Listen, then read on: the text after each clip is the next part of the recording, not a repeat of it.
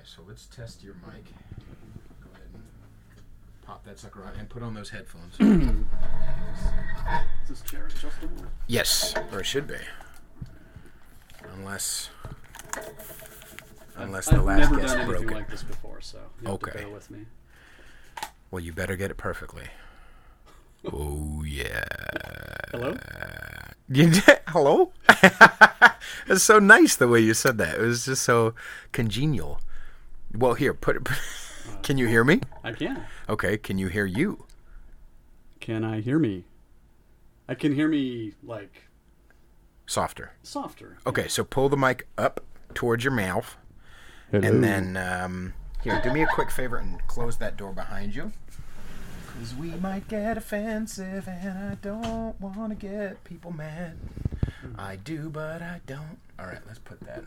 There you go. Sit where you feel comfortable. Does that feel comfortable? Well, it is a microphone, yes. It does need to be close to your mouth, sir. Is this okay? Sure. Does it sound okay on your end? Sounds okay to me. What about you?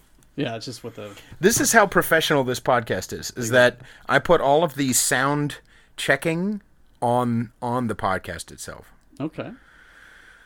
Hi. Hello. Hi, everybody. Welcome to episode 21 of Conservatish. We are legal. And it's gonna be an interesting ride, I think. And let's darken that. We've got our Perriers. Not a Pellegrino today. It's Perrier Day. And I've got my Powerade Zero. Daddy's lost 108 pounds since March. So I want to get fucking rid of the fat. I'm fucking sick of having any fat on my body whatsoever. I know some is healthy, but fuck that, right? You're doing good, it seems. Thank you, sir. Yeah. I've known you for what, like 7 years? Yeah, haven't we known each other for a while? Yeah. Our guest today is Austin. Hello. So I guess part of the reason why I had the thought of having you on, besides the fact that you and I have interesting conversations, is the idea that I would see you be a little bit subversive online, and that interests me. That interests me mostly because, as I'm sure you already know, because you said you listened to a couple episodes, that I enjoy being not all the way on one side or the other, and I enjoy thinking for myself, and I enjoy speaking for myself, and trying to root out the truth wherever it may be. And as soon as I saw that you didn't necessarily toe the party line or was interested in when was it? I think it was first when I posted the thing saying I'm gonna have one of the Proud Boys on. Mm-hmm. Right? Mm-hmm. And then you said, I'm just posting here so that I can see the other comments to follow. I was like, all right, I think, because I don't think we've talked very much over the last 3 years, right? Yeah. I mean, a little bit online, I guess. Yeah, here and there, and right. Chance encounters. But we used to hang out more.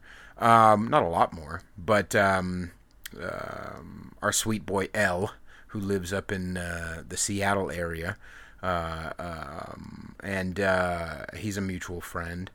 But anyway, yeah, no, I was interested in knowing what's if you needed to label yourself, what would it be politically?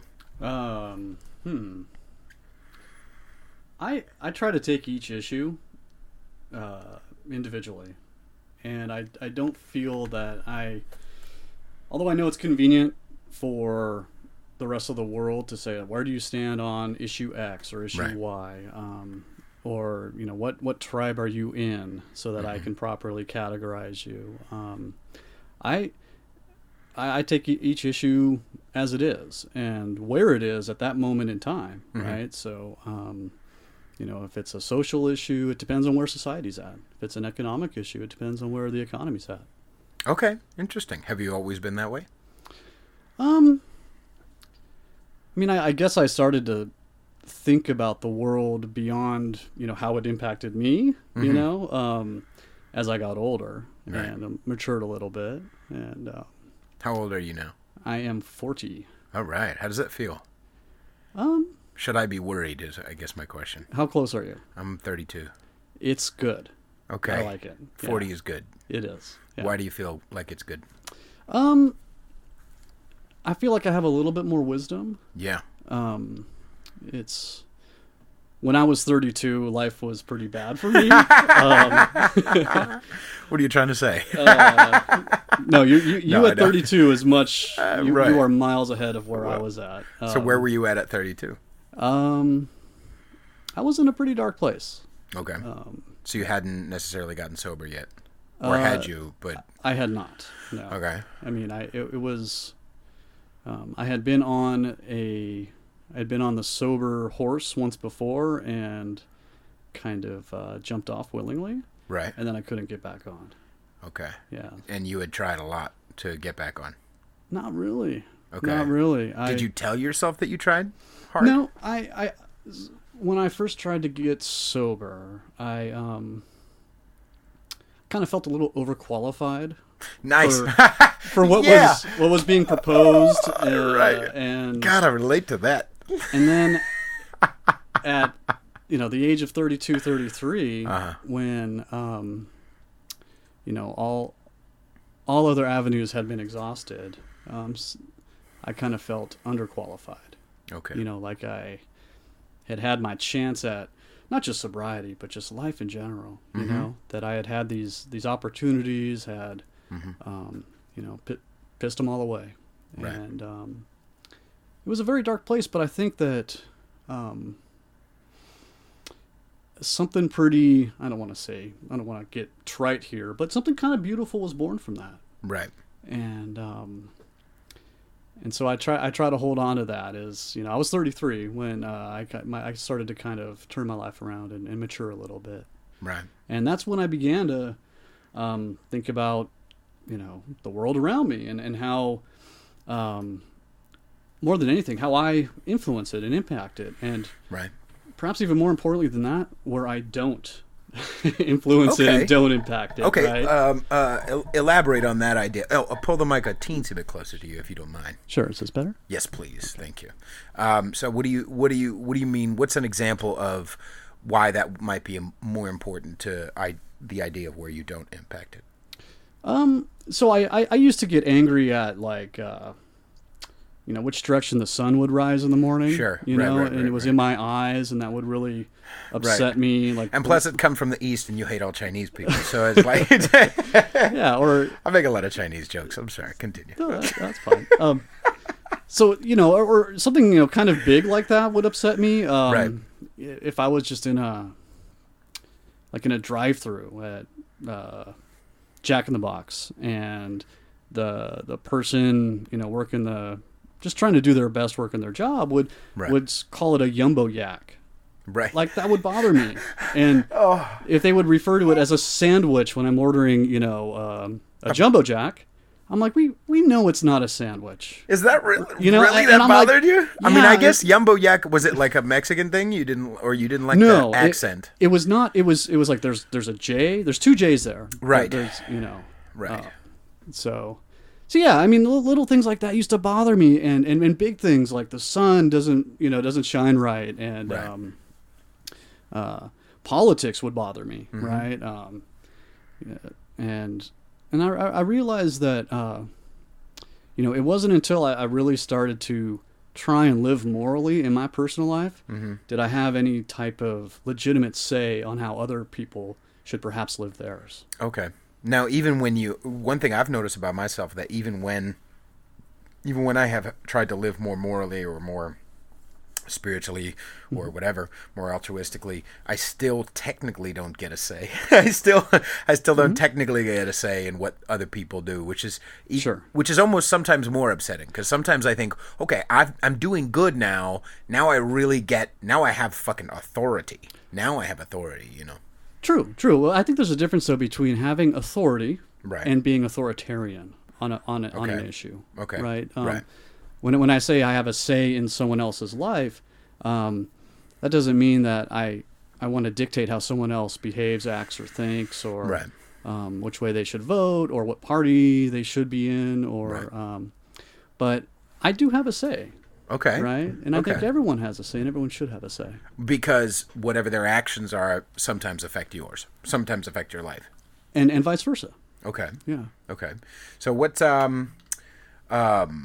so you're saying when you started living more morally or altruistically or whatever you want to call it, something in you shifted and you started to realize that you don't have as much. Maybe is it you don't have as much importance in the world? Oh, certainly. Oh. Yeah. And also that the world isn't quite as important as as I thought it was. So Right. if something, and I don't mean to denigrate the experiences of other people or how important society is generally. But, Nah, fuck that. But okay, let's do it. But if something would happen on the other end of the world that I found deeply upsetting, that would really seriously trouble me. But again, if you said Yumbo Yak, that too would trouble. Right, and these are all things that I have come to learn to deal with a little bit better over time. It's similar to do you ever listen to Bill Hicks? I wouldn't. I've listened to some of his work. Yeah. Okay, so he has a bit where he was talking about how on CNN he would watch and there would be war, disease, famine, AIDS, destruction, and war, disease, and he looks outside and it's just it's like, where is this shit happening, man? And there's something, obviously we don't necessarily want to say laissez-faire and let's not give to charity or let's not think about how our actions affect others, but let's be more in the here and the now, and let's not take everything so seriously. And I think you're right. From my experience, when I look at the more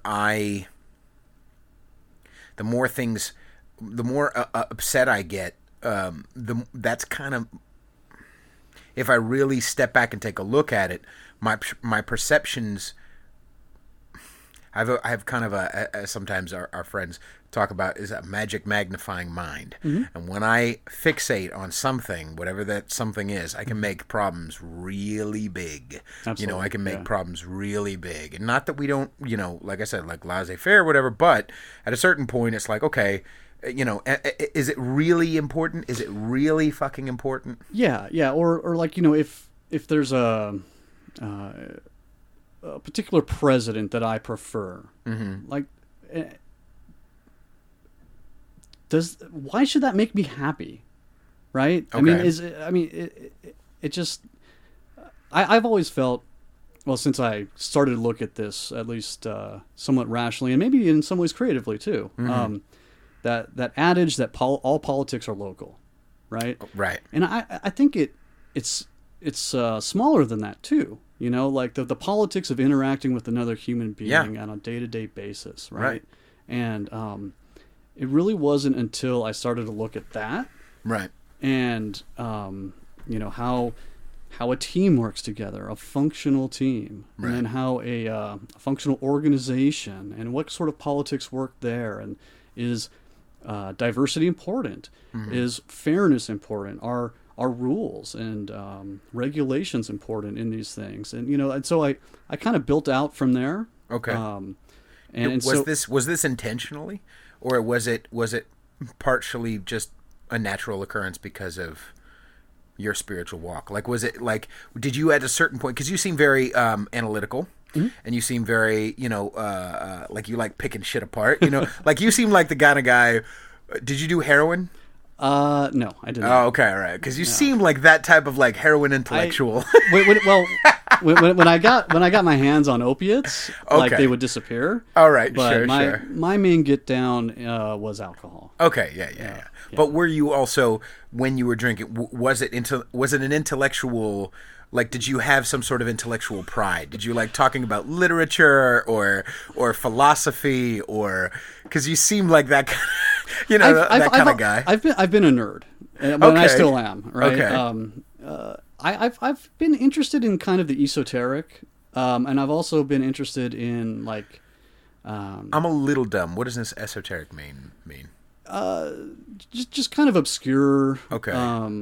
So not eccentric, more like. Esoteric would mean something more like... Like, instead of comic books, I might read The Portrait of Dorian Gray. that type of thing. Okay. Or like, instead of baseball, like I would collect baseball cards. Sure.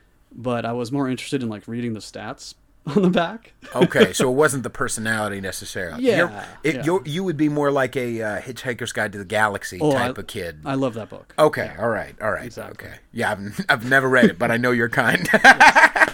Okay, all right. So I could get. Okay, so was it intentional? Going back to that question, was it intentional that you were like, this is the way, or was it just kind of a natural occurrence that this is the way my mind works? Let me kind of map out what I want my next couple of years intellectually to look like. I wish I could say yes, but no, it just happened somewhat holistically. Okay. I looked at what I can influence. Right. And I also looked at the types of things in other people that would bother me, right? Hypocrites, people who were not consistent in their views, or were not consistent from their views and then how they lived their life, right? Sure. That always sort of like, growing up, that was one of the things that always made me sort of reject society, like, you have these rules, they conceptually make sense, but no one's living up to it, so fuck you. I'm going to do what I want to do. Because did you grow up religious or no? I did not, no. Okay. Did you intellectually, how early did you throw kind of religion out of the window because of all that? I never threw it out of the window. Okay. All right. I adopted this kind of, edgy atheist, hating on Christians, or Muslims and Jews, or all the sheep in the world, right? Right. But secretly, I kind of envied them. Okay. At the same time, like they seem so happy and they're doing all these great things, and so was part of it like, if I could only be that dumb that you could. That I would tell myself that. I would maybe tell others that, but the truth was that I because of all of this judgment and this there's this very narrow view of other people and other organizations. No one wanted me in their organization. Yeah. and nor was I trying to go and be a part of something like that. Right. And so I got kind of lonely. Right. I didn't have like my tribe. Right. And so to compensate for that, I would just, throw mental grenades on everyone else's life choices. Right. While mine was careening into some dark places. Right. Yeah. No. That's kind of where I was at. Was like, I didn't fit, and I, even looking back, and I think there's some alcoholic, a lot of alcoholics have this similar experience. Not all, but like I didn't fit. Certainly on paper, I didn't fit with the jocks. We all knew I did not fit with the jocks. But I also didn't fit, I didn't fit with the popular kids. I didn't fit even really with the nerds because I wasn't smart enough really. I was just kind of somewhere else. I was in this weird purgatory of like, I don't fit anywhere. I know I can hang out with X, Y, and Z, but they're also kind of weird and I don't know what their deal is. So I'm like, these are my people, but like, I don't really even fit with them too, and I would go home like hang out with my family. I didn't fit there either, you know what I mean? Which wasn't my family's fault. It wasn't anyone's fault, but I certainly didn't, And so because of my insecurity, I lobbed grenades as well. Because of my insecurity, I was like, well, I'm gonna wrap myself in whatever blanket I need to of security, and definitely part of that was listening to George Carlin and adopting his ideas as like just running myself into some sort of an atheist. Not that all atheists are like that. I had Bruce. I don't know if you listened to Bruce's episode. He's the older gentleman, about 89 years old. Anyway, he's an atheist, and he's certainly not that. He's very a spiritual motherfucker, but he's atheist. And a lot of people, there's a guy who listens who keeps yelling at me to have more atheists on. How do atheists tip? How do they tip? I don't know. I haven't really, but I know that, and I've talked about it every episode. Prove me wrong. But Europeans, especially the more east. Well, okay, at least English people, they'll tip you shitty, but they don't know any better, and they'll smile at you while doing it. Okay, I'd rather have that than like a Eastern Bloc. Oh, they thank you, and then just they leave, they talk, and spend 3 hours there sipping the same, more refills of coffee, and then tip you nothing. You know what they do in the Chinese culture, right? What? In China, the server will announce the tip to the rest of the restaurant. Really? Yeah. Have you been to China? I have not, but I work and know some Chinese folks. Interesting. Now this doesn't happen at every single restaurant, but okay. it's a popular tradition there. Okay. Where that's how they'll say, hey, this is someone that's good to do business with, because they'll reciprocate. Right? And so it's almost like a public shaming thing. If you don't tip well, nice. You know, this is so I like that. Yeah. What's interesting, Chinese culture is weird. I only spent like a week there, but like it is a strange.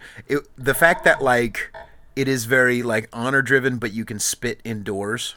You know what I mean? Like that doesn't jive well with my like culture. Or you can. They love alcohol. I mean, every culture loves alcohol, but those motherfuckers get real. And listen to lots of Western music.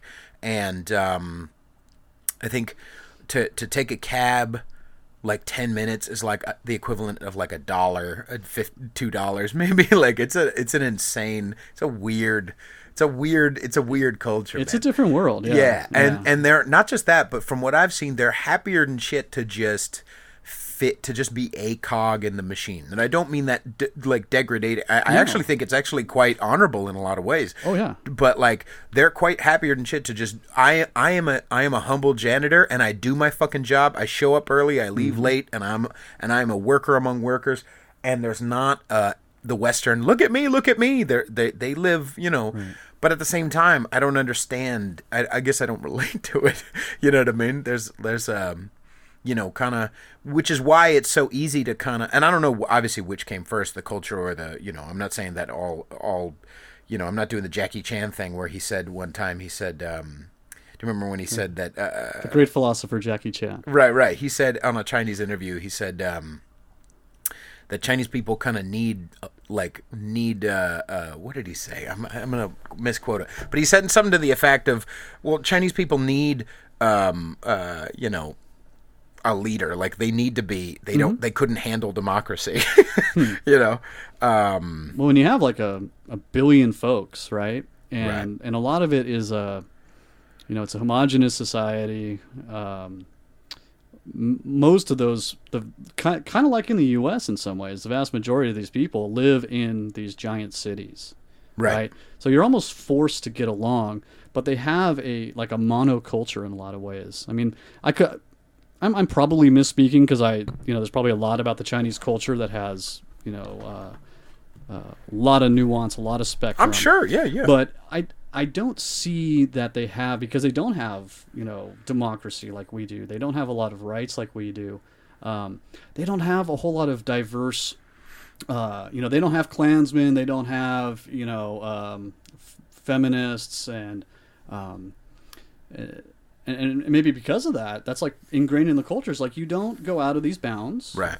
Because it's not good for our society, right? We work for the betterment of our culture as a whole, which makes sense. I mean, this is the quote. He said, "With too much freedom, we become like Hong Kong and Taiwan, such huge messes.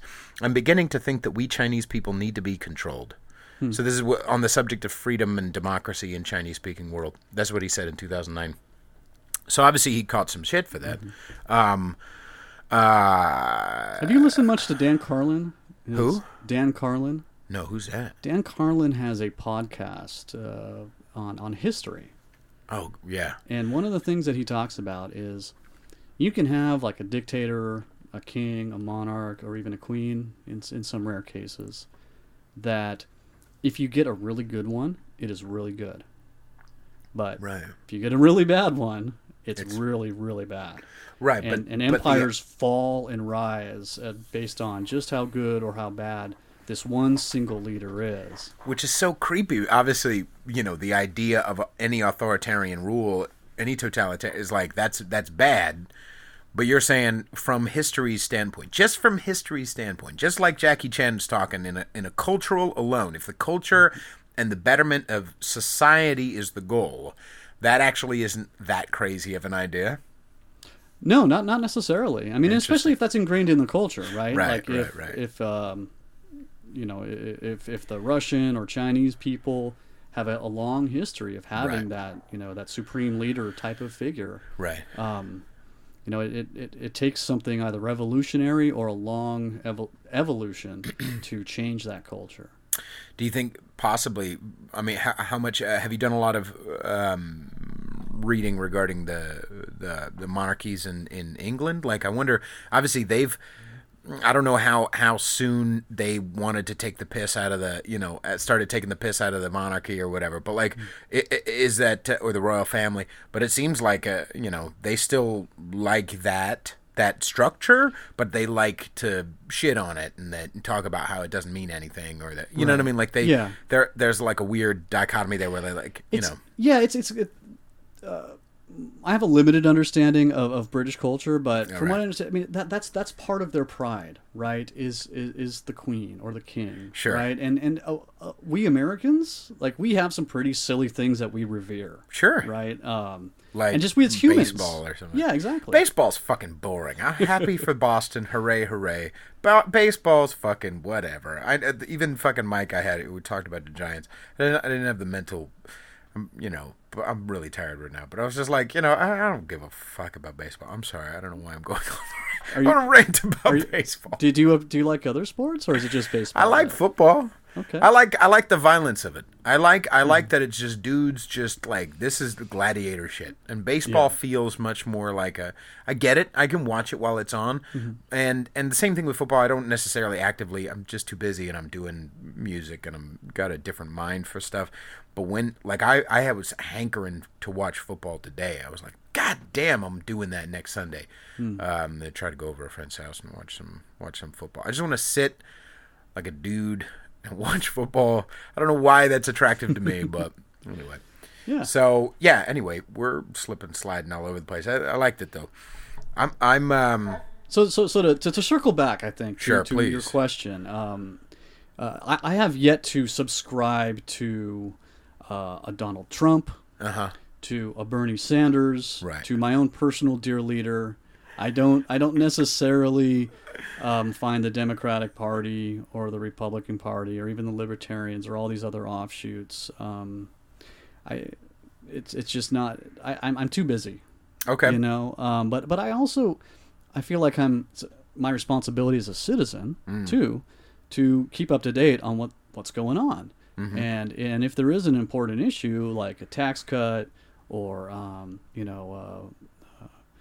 border control, immigration policy, to inform myself on this thing. Sure. I think more than anything, so that I can have an opinion that I feel is worth sharing. Okay. But also, it's kind of like I love sports. Right. Not a huge fan of baseball. I'm more a hockey, football guy. But that's social currency I can spend.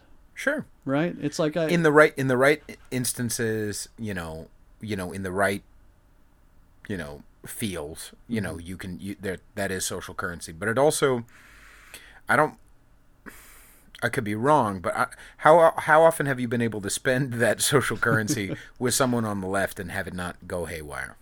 Depends on the person. Okay.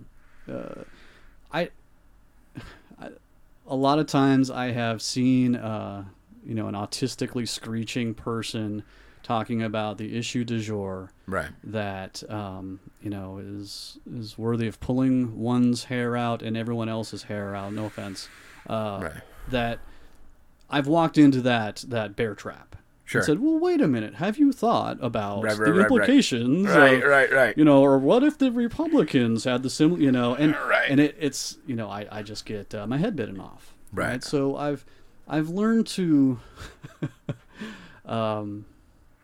be a quiet observer, maybe in some ways, or in some cases, sometimes wait. Wait for the more rational minds to rise up from all of the marching and the screaming and and I don't mean to denigrate like people's passions. That's important. I do. But I honestly I think in a lot of ways it's misplaced. Right. And I guess denigrate the passion is not necessary, because I'm a very passionate person. Yeah. I like poking holes in everything, and when a passion becomes sacred, That's a problem for me. Yeah. And I feel the need to be subversive and cut it, just a little bit. You know what I mean? Like on all, on all pieces. I'm not as bad as I used to be, though, right? God, I was a cunt for a long time. Who did I have on? God damn it. Did you listen to Mark, the MAGA, like a MAGA James Dean? That's what I called him. Was that the Proud Boy? No, not the Proud Boy. Okay. He was a couple episodes after. No, I didn't then. Episode 15. Anyway, yeah, he was one of those guys that I met back in the rough and tumble days when I was a lot less accepting of other people who didn't do everything the right way all the time. So I appreciate your patience as one of those people who survived, or who not, of course you survived, but who had to tolerate me in some of my worser aspects. Well, back in the day. Well, even if it is like a very illiberal liberal, somebody who is in a very authoritative way, trying to rant against authority, or sure, right. I really try to understand the person, like where they're coming from. Right. See, that bothers me that you're so kind about it, though. Please. Or maybe not kind, but like that. I get it. I get it, and I am that way. But maybe it's like I guess that's where I get my jollies in a way, is like just, pulling covers, sometimes, which is sometimes necessary, sometimes is not. Right. Maybe that's just the mood I'm in right now. But like, I look at that like being so, kind of, and I want that. I want to be that guy, but I also, part of me just, wants to just fucking, I don't know, pants people. Yeah, I mean, I feel that if I say some shit, right, that is off the cuff, is misinformed, right, is passionate, sure, but misplaced, right. I would want people to give me the benefit of the doubt, and also there's some folks who, they might just be getting into politics for the first time. Sure. Right. This might be the first time they've ever been involved or active on something, and maybe they're just not good at it. Right. And so I try and look at that. If someone, however, shows a history, a trend of being a jerk on a particular issue, and then I can't talk to them about anything else other than whatever their their activist target is, right? Or if they're just looking to find a reason to be offended or whatever, or make a stand, or or like if you're not part of my team, then you're against the team type of thing. And they're going to root it out in you by posting all of these weird ways, not just on Facebook. I'm saying posing all of these strange ideas in order to find the quote unquote intolerance in the person they're talking to, so that they can have a fight. Yeah. They make a fight happen so that they can stand up against hate or stand up against Yeah, and you know what? Like, as much as that kind of bothers me, right, I still feel it's important to like love and respect these people. Sure. Otherwise, I'm full of shit. Right. Right. Right. I mean, how can I sit back and judge even the most annoying right MFer, right? Some alt-right loony or some just out of their mind SJW, social justice warrior. Each one of those people has their own story. Right. Right. And God knows where they're coming from, where, how far they've came. You know what I mean? Sure.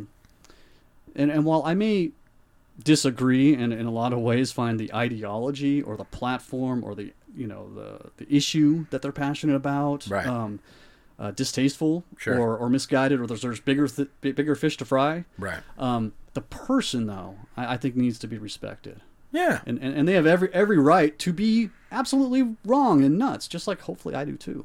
Right. Yeah, and that's I've tried to do that. I think I've done a pretty good job on the. It's weird for me, by the way, getting to kind of stretch that muscle of not immediately denigrating myself or being self-deprecating. I think I actually have done a good job with that. There's been a couple of times on the podcast where someone says something I very much disagree with. And I'm able to go, okay. Or like, all right, okay. Or move the subject somewhere else, and that's okay. Because one of the main goals of this podcast is to humanize all sides, humanize everybody, right. get everybody, you know what I mean? Because when I sit down with whoever it is, most of the time, we just care about working and everybody's, worried about something else. It's not the politics is like the least, you know what I mean? It's kind of the least of our worries. And going back to that further point that you were making, or that point you were making earlier, I'm responsible for what's right in front of me, and not just right here in the now, but being politics, being local or whatever, like I'm just responsible for my interpersonal relationships. Am I being good to the people about me? Am I being, who needs help in my life? Who's right in front of me? Who needs, $1, or who needs, somebody to help move a couch, or needs somebody to go out to food with so that they can talk. You know what I mean? Can you imagine if we took all of this political angst and all of these, marches and online posting and all of that energy, and we decided to do something constructive together with it, right? We could build a wall. We could, we could help the homeless. I mean, we do amazing things, but we're so busy judging and looking for ways to cast the other as this enemy, and right. It's just it's unfortunate, right? Right. And I think part of that just might be in our psyche, right? In our I think that's in the American DNA, right? I think it's part of it is cowboys, right? I think part of it is the human DNA too. When I what was I watching? Someone posted some heavy metal video or something last night, and I was just watching these guys just mosh. And I love moshing. I've talked about it a couple of times on the podcast. I love just running around, beating the shit out of each other, getting the, fucking leaving with welts on my arm. Just like I love, it's fun. Yeah, it's just fun to be just, whatever, get that aggression out. And not just get the aggression out. I was looking at it and I was thinking, this is nature, right? Meaning, not obviously, there are a couple of females running around in there, but as far as dudes go, I'm like, this is how we express and let off the steam of who we were thousands of years ago. We were thousands of years ago, it's still in us. That's right. That thing in my belly that's like, I would, Louis C.K. talks about, or he made a joke. He's like, it's amazing that we're not literally punching the window out of the person's car in front of us and dragging them out of the car and eating their face. Like there's something, like there's something about, obviously, women have their own version of that, or whatever. But, that manness, that animal inside us, I think needs to be expressed somewhere. And if it doesn't get expressed, it makes us sick. There's only been one time that I've been in a mosh where some guys were like squaring up. Other than that, we are running into each other full speed, fucking sweating and pushing like pigs in front of a slaughterhouse. Like we are. This is animal, like all the guttural, nasty, sweating, smelling the fucking. Why is my face covered with the sweat of this other fucking dude? Like this is a weird, dirty, loud, crazy, insane. Anybody could get fucking blood or whatever, and yet immediately when the song's done, we're all high fiving. Immediately because we are squeezing that. This is not problem masculinity. Masculinity is not a problem.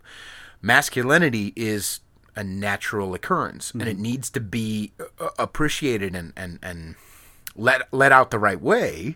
I'm not saying that there aren't vagaries, whatever, but like I feel like when you, I feel like the fact that some people say horrible things like that about masculinity, it's so creepy to me. You know what I mean? And it completely loses the touch of that animal. You know what I mean? That animal will find another way. It'll find another fucking way to come out. Yeah, no, definitely. I think it's especially if you try to repress something, right? Whether it be racism, even it's likely to express itself later, after it's germinated in some dark corner, right? Okay. And I think I'm not a sociologist or anything, but sure. You talk about the Pacification of the American male, right? And I honestly, I think we see a lot of that coming out in a lot of the support for this big, strong, tough guy, Trump. Right. It's like, man, maybe I can't say these things, but he can, and I support him. Or he is, or maybe not, I don't know if it's necessarily I can't see these things, but I haven't. And he seems to be somebody who is saying them, and so he's kind of like a beacon of truth.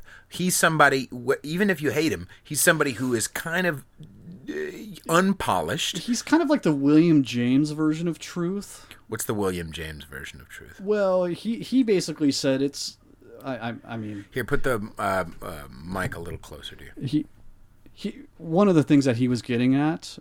James? Or William James. Okay. is that it's true if it works, right? Okay. So if something works, whether or not we can, epistemologically prove it's actually, 1 + 1 = 2. Sure. If I can get 2 + 2 to = 5 and everyone agrees and that makes society better, right? There's some truthiness there. Okay. Right? Okay. So it's relative, is what you're saying. Is that kind of what you're saying? It's well, I don't think that Trump is like a truth teller. That okay. But all right. But what I think is true about Trump is that he is opening up a lot of discourse, and he, I try and take the long view on these things. Trump will be gone in either, depending on what happens, but probably 2 to 6 years. Right. Right. He will have served an important function in American democracy. I know it Sure. doesn't feel like that to over 50% of the people who voted in 2016. Sure. But I think he will have revealed a lot about, the fringe left and the fringe right. Okay. That has, at least for today, has kind of taken over the discourse. Right. I think in the long run, that's going to dissipate. Right. And I also think it's going to open the door for some other kind of political candidates and leaders in our government, people who are more willing to say actually what's up, right. Instead of like sugarcoating it. And, right. So let's. I agree with what you're saying. Let's break down the Trump thing a little bit more. So for me, I wouldn't say he's necessarily not a liar, right? Because he's definitely that's a very politically correct way to say that. He's kind of a sleazebag, sleazebag. Yeah. But who happens to be a politician? But even politician doesn't feel right when I say it. I'm not saying that from like a shitty, fuck Trump. Right. He's not a politician. Right. Like I kind of like that he's not necessarily a politician. But what I mean is, I won't necessarily say that he's not, a sleazy businessman. Mm-hmm. But as far as being a beacon, right? You said like one of those things is like people see him and they say like, I can't say X, Y, Z, but he can. Mm-hmm. I don't think it's necessarily that. I think it's that they see him saying what they already think or saying he's giving them license, right? I think that there is something to that. They were like, okay, how would if the mainstream media, if the media was going after me and trying to put me in a box and make me look like a bitch, what would I say to them? And he fights back, and he doesn't kowtow, and he also doesn't put it in a weird mission accomplished, pretty little box written by, he does have speeches that are certainly written, and he does okay. But script Trump, I hate script Trump. Sure. Because it feels more like, motherfucker, just tell the fucking truth, right? What I like is when he's being asked, like I talked about it a few episodes ago, when he was like, he called on one of the he's being questioned by journalists, and one of the journalists from the New York Times raises his hand. He's like, "Yeah, you from the New York Times." And he's like, and the journalist is like, "We're not failing, by the way." And then he's getting ready to ask his question.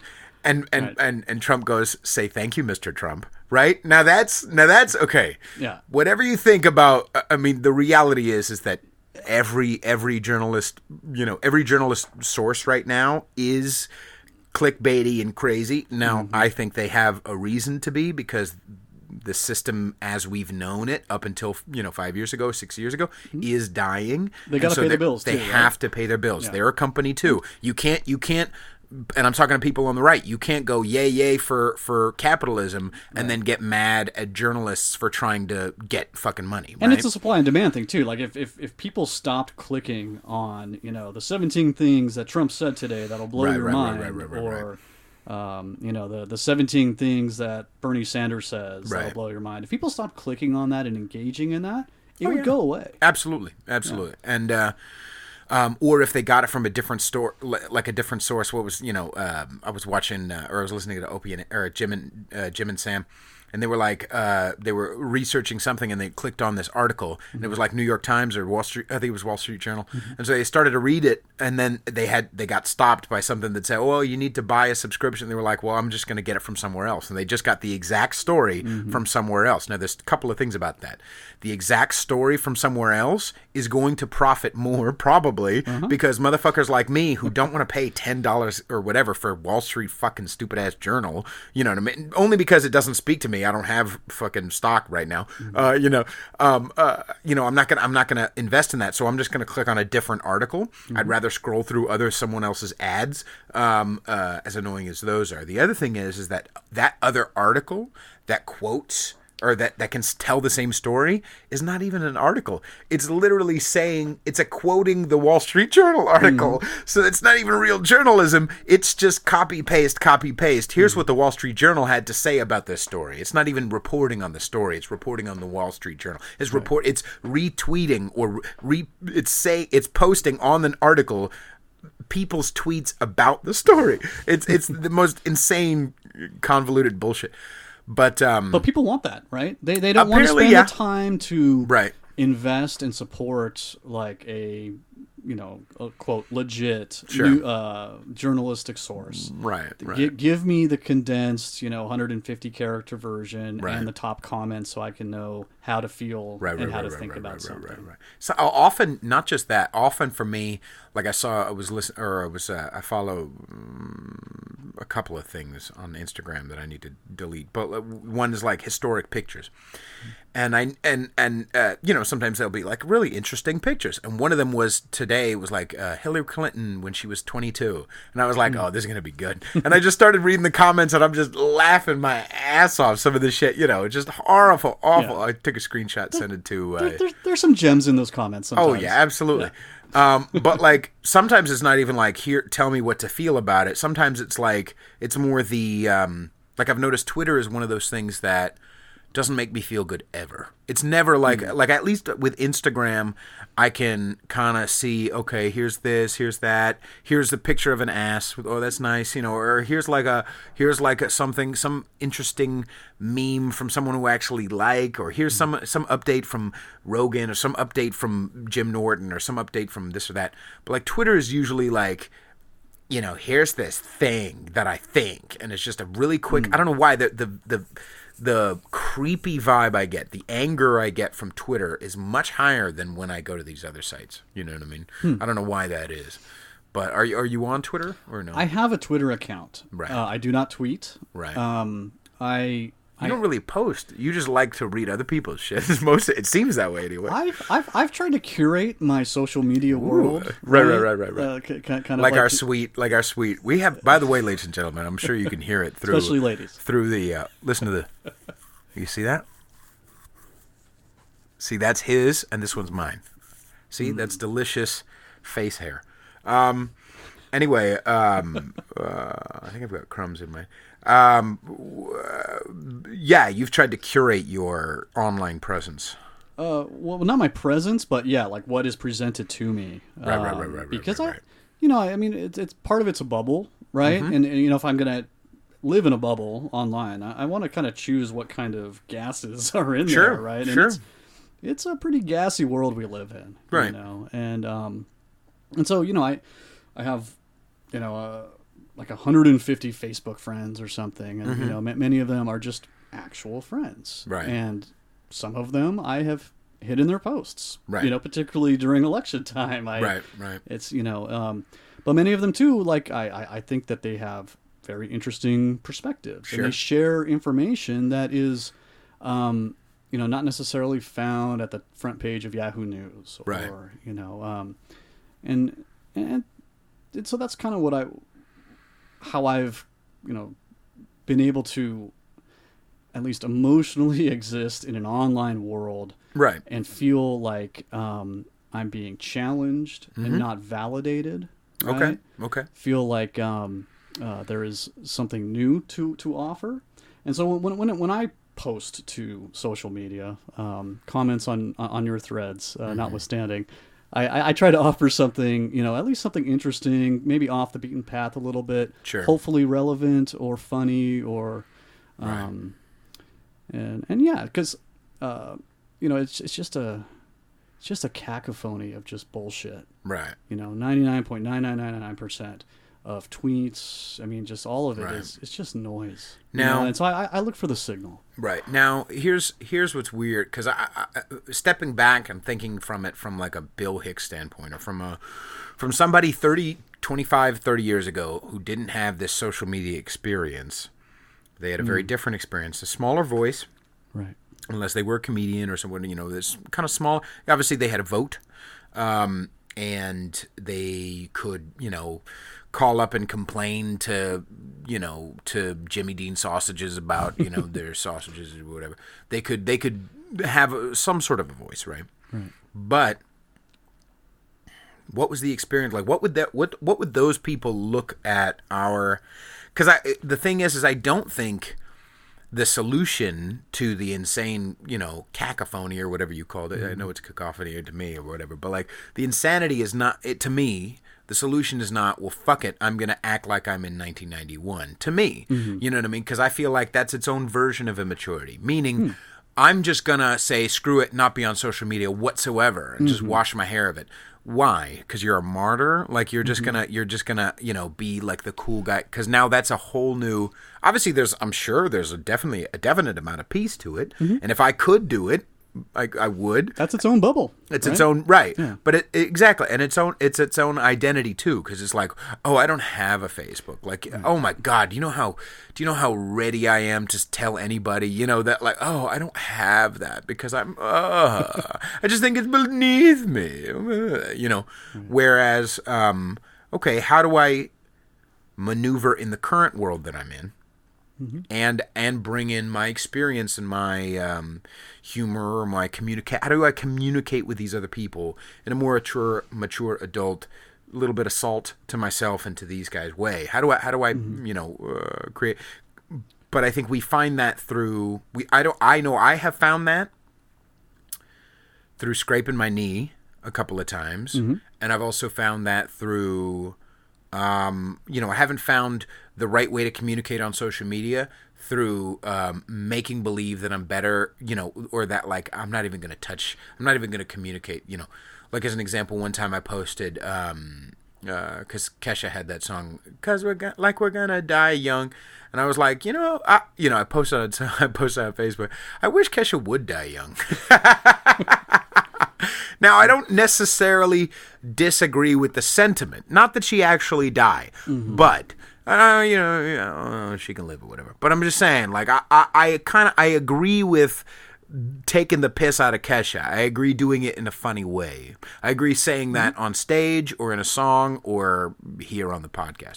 But because at least I can say it and it's a joke or whatever. It's not a sentence long, attention grab like that post was, because I said that and then 2 seconds later a mentor at the time was like, really? ? And I was like, oh God, let me delete it. And I deleted it because I was like, I felt like, like I pooped the bed. I was just like, oh, I just felt gross about myself. I've had a couple of times where I've posted many times where I've posted something and then like if it doesn't sit with me like 10 minutes later, I'm like, this is not, if I'm thinking too much about what I just posted, that's a childish thing. I might as well just take it off. I don't owe anybody to keep it up. You know what I mean? Like, it's not like, it's not going to sway my life in any way. If it's making me feel bad, there's no reason for me to do it. Just like you're saying, curating the bubble you're in. If it's making you feel bad, why? You don't have to, follow Now This or follow BuzzFeed or follow Vox or follow, any of these companies that make you feel bad, or Daily Stormer for that matter. Although I don't think they're on Facebook, but I don't know. I think some folks, like, they like to feel aggrieved. They like to feel bad. Yeah. Maybe it's an esteem thing, and the bad news validates how they're feeling, so they can feel comfortable. Right. Maybe they're just their life isn't going very well, or kind of like how Trump tells the truth, and so he's relatable. I mean, sometimes not great journalism is more accessible than like trying to get into some of the nuance and right. and to be a little bit more thoughtful about right. a particular issue. It's just easier. Hey, I'm going to plant a stake in the ground. Kesha sucks, and right. I'm going to sink or swim with that post or with that belief. It's Kesha, technically. Oh, is but it? Yeah. Good for you. Good for you that you don't know who Kesha is. God bless you, Isn't sir. it spelled $KEI $HA? What music do you listen to? I have a Pandora station. Okay. That has some 70s funk. Okay. Some Enya.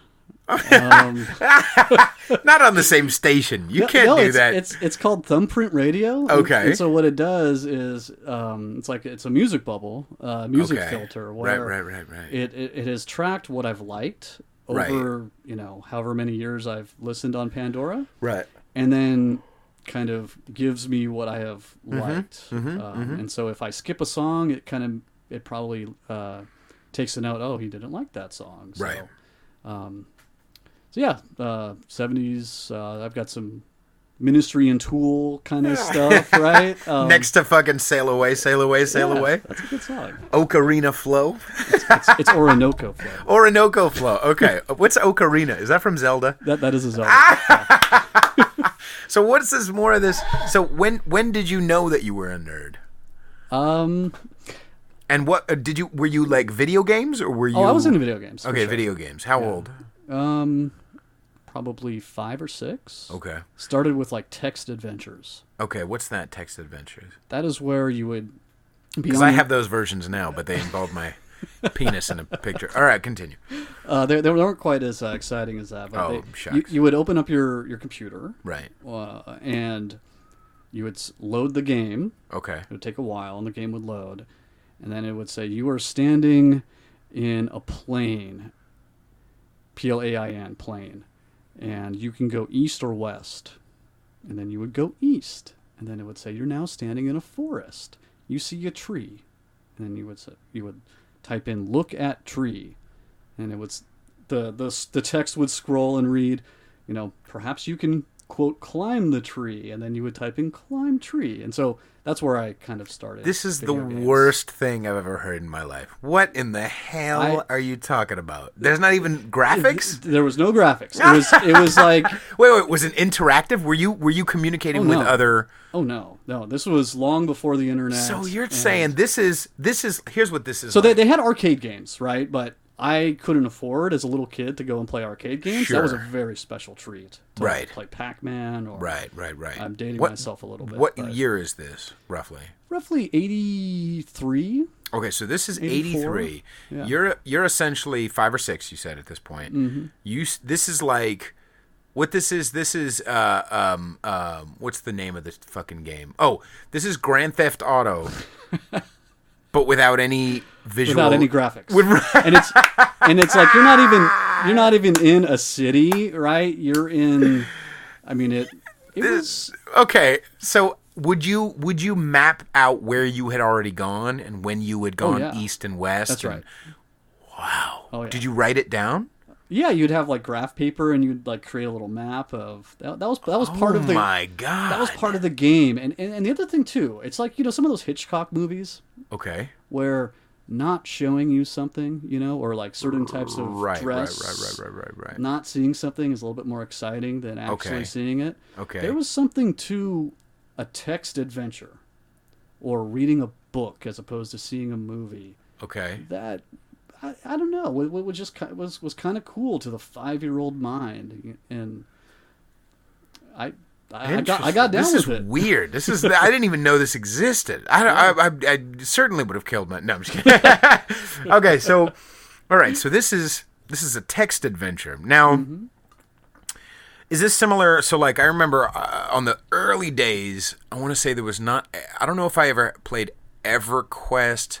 I think my mom played something similar to like EverQuest, but something like where it was like you could go places and it was a computer game, but it was very much like did you ever God, I'm having this flashback to this. I'm sure Will knows. He's probably yelling at at his phone right now. But there's oh, those are yours, by the way. Eat those because I'm not going to eat them. I'm eating a nicotine thing here. Okay. You're eating a nicotine pill? Well, do you smoke? It's a lozenge. Do you still smoke? I smoke the vaporizer things. Oh, for the love of God! I know. All right, I'm making progress. I'm making progress. Give me some credit. No, I'd rather go all the way into fucking cancer or just out. I don't know. For me, anyway. But maybe we'll dip into that. So anyway, let's dip into cancer. Right, let's dip into cancer. So you're saying that you played these, and then at what point at what point in your life did you start having the ability to play like real RPGs or whatever? That's RPGs. That's what the text game was, right? It was. I guess it was kind of a role playing game. Generally, a role playing game, you have the ability to create a character of some sort. Okay. Maybe select. A character profile like a warrior or a wizard or a thief or a ninja. Okay. Did you eventually get into those? Oh yeah. Okay. For sure. All right. Yeah. All right. So, I'd probably say late 80s is when that was a thing. Did text adventures die? Yeah. As soon as the home PC and the NES came out, and it was both were kind of more affordable. Right. Yeah, text adventures were pretty much left in the dust. So what was the computer? What was your computer like when in '83? You're talking a home computer. Mm-hmm. Yeah. Okay. Now this is black with the green writing. That sort of thing. Yeah. Okay. This is like War Games. You know the movie with. Yeah. Okay. Yeah. This is that like era. That's okay. Right. This is all right. So this is was it?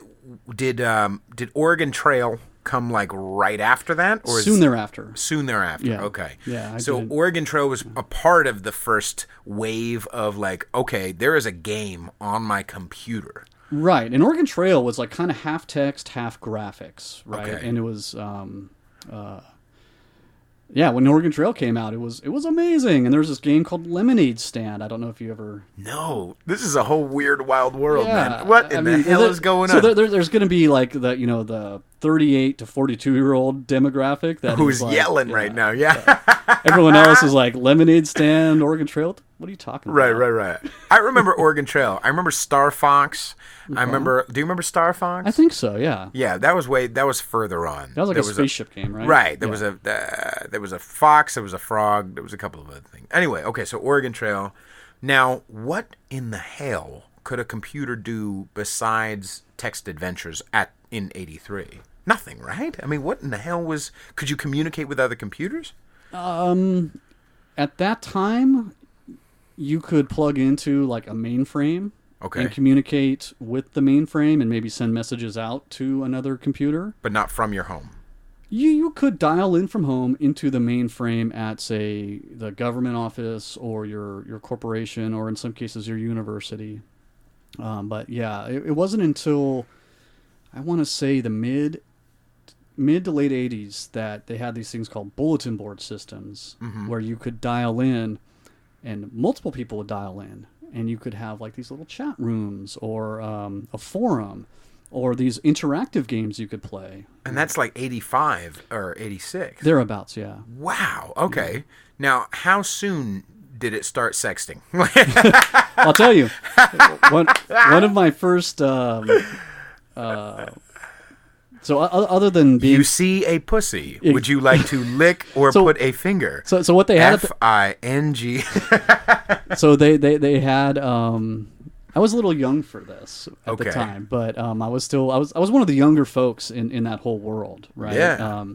But yeah, you would have like not phone sex, but like bulletin board sex, online sexy talk. Yeah. Okay. And they had in the forums sometime they had like the adult forum. Right. Before you could ever like upload a GIF or GIF image, sure. or there's no MPEGs or MP4s at this time. Right. People had what they were called ASCII art, and so you would some hero that took the time good man to type in the characters from a keyboard onto a screen and make it look like a naked lady. Yeah, like the old printer when he would just yep, like dot, yeah, and it would print out like a bunch of P's that eventually holy shit. And so that at that time that was amazing, Of course. It was just like, man, it would look like a naked lady. This is beyond like mud flaps, like fucking the silhouettes on the mud flaps. Like this is very like, you're like we're like two steps away from beating somebody to death with a bone you found on the ground. Like holy shit, you understand? That's crazy. Yeah, I mean when you're 8, 9, 10 years old and you're plugging into this bulletin board, right? And you're getting exposed to these things, whether it be sex or different ideas, like and a lot of people who are into that sort of thing at that point in time were kind of underground communists and stuff like that, like across the spectrum of ideologies, but they were all a particular type of personality who were like kind of, I don't want to say subversive, but the free thinkers. Yeah, Anthony Cumia, he used to say it was kind of like the Wild Wild West. You know what I mean? Like it was very much like you could immediately get, like even maybe a couple years after where you're talking, but like you could get, there was no restrictions on anything. It was like, wow. And it was interesting too because, that type of culture is what created the internet, right? Sure. And you had those types of people. Al Gore, you mean? Right. You had those types of free-thinking people who laid the backbone, and that was the culture of the internet at first. And in a lot of ways, and you would have these very, you would almost try to one-up someone else in terms of like edgy or offensive content, and then kind of the corporate and media started to take over, and a lot of the PC stuff settled in, and all of that offensive stuff went into the dark corners of the internet. Right. And then there also, I'm sure, started to be this, it started to clamp down and started to be more like, we have to figure out a way to incorporate how to process credit cards through the internet and make it some sort of a paid, okay. Which is good because that makes the internet more available to more people, that's all very necessary. Right. Let's, how are you doing on time? I'm good. Okay. Yeah. You want to take a pee break? I need to pee. Yeah, go for it, man. All right, I'm going to pee. You want to sit here in silence awkwardly? Sweet. I'll be right back. All right. I'm freshly urinated.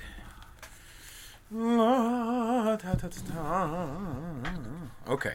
Now. Hello? All right. Now we can conquer the world. It's it's like the most innocent way. You've done it twice now. Hello? Radio, hello radio, hello computer. Do you remember Star Trek 4, where he's Scotty's talking into he talks into the mouse because they go back in time. Yes, he talks to hello computer. That's what it feels like. That's what it feels like.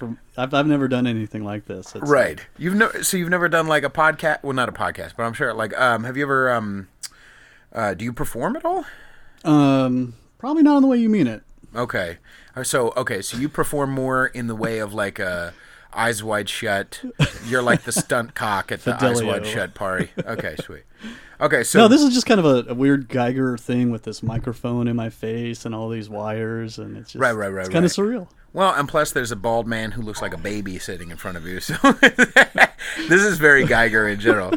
Okay, so with the Wild Wild West. Mustache. Right. Dude, I'm fucking loving this fucking thing, dude. It works for I you. really, and especially now that I'm like cutting fat, I'm like, I'm gonna be fucking, like, it feels really good to be. Yeah.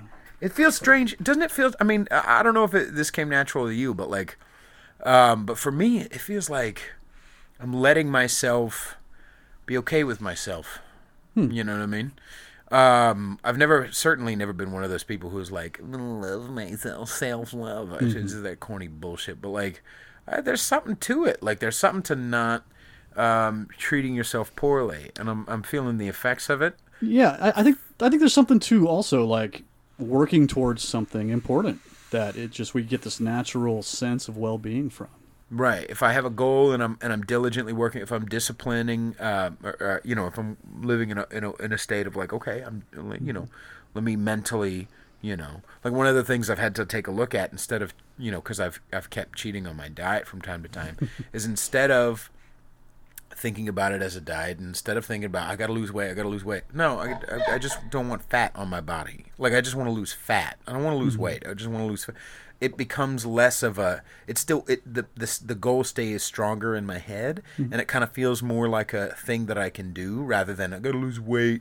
You know, because for me anyway, the way I've always been was always a fat guy, you know, or a fat kid. So it's like there's such a shame and weirdness and self-consciousness that's attached to that maybe that, you know, I don't know, thinking about it from like a goal standpoint, and I want to lose fat, right, is like all of a sudden it's like oh, I can do that, you know what I mean? Yeah. Like with the process that I'm using and all that stuff, it's like, oh, I can do that. I'm setting attainable goals to get all fucking Jordan Peterson. Anyway, no, that's simple. You know, I don't know if you read that book that he wrote. I think the 12 Rules for Life. No, I started working on Solzhenitsyn, the Gulag Archipelago. Oh my God, that is dense. Well, luckily I accidentally bought the abridged version, and I'm like, I got it from the I opened the Amazon box and I look at it. I'm like, abridged, son of a bitch, and I'm like, do you think it would be like... But it's like, it's the abridged version set down by Alexander Solzhenitsyn himself, and I'm totally butchering his last name. But I'm like, he's like, no, this is fine. So I'm like, okay, fine, fuck it. Instead of suffering through, literally, like, I think it's a 2,000-page book, I've just got like a 700-page book. It's like, okay, let me just, let me do the abridged version. Yeah. And then I'm also reading Ordinary Men. So you're almost like having the low-calorie equivalent of the horrors of communism. Right, exactly. And the horrors of I'm reading also Ordinary Men. Have you ever read Ordinary Men? No, I'm not. It's about not familiar. It's about the Nazis. And specifically one group of soldiers specifically, and it follows this brigade, and their job was to round up Jews, and it wasn't like I'm on the army, you know, on the firing lines. They were in Poland, and their job was to round up Jews. And so part of the goal, and part of the reason why Jordan really recommends the book, and Jocko Willink and a couple of other people, is the idea that anybody has the capacity to be a Nazi. Sure. And how that's a terrifying thing. Like that Milgram experiment, right? Like the what? Is it Milgram? Is that maybe it's not Milgram. Maybe that was the Stanford prisoner experiment. I've heard the name. But there was an experiment they did where they would have a researcher bring like a normal person in to the room and say, press this button. Oh, right. Yeah. Yeah, and how they would give them increasing amounts. Yeah, you explain it a little better. Yeah, no, I mean that's exactly it, and they decided to look at that sort of thing after the rise of Nazism and the horrors that brought.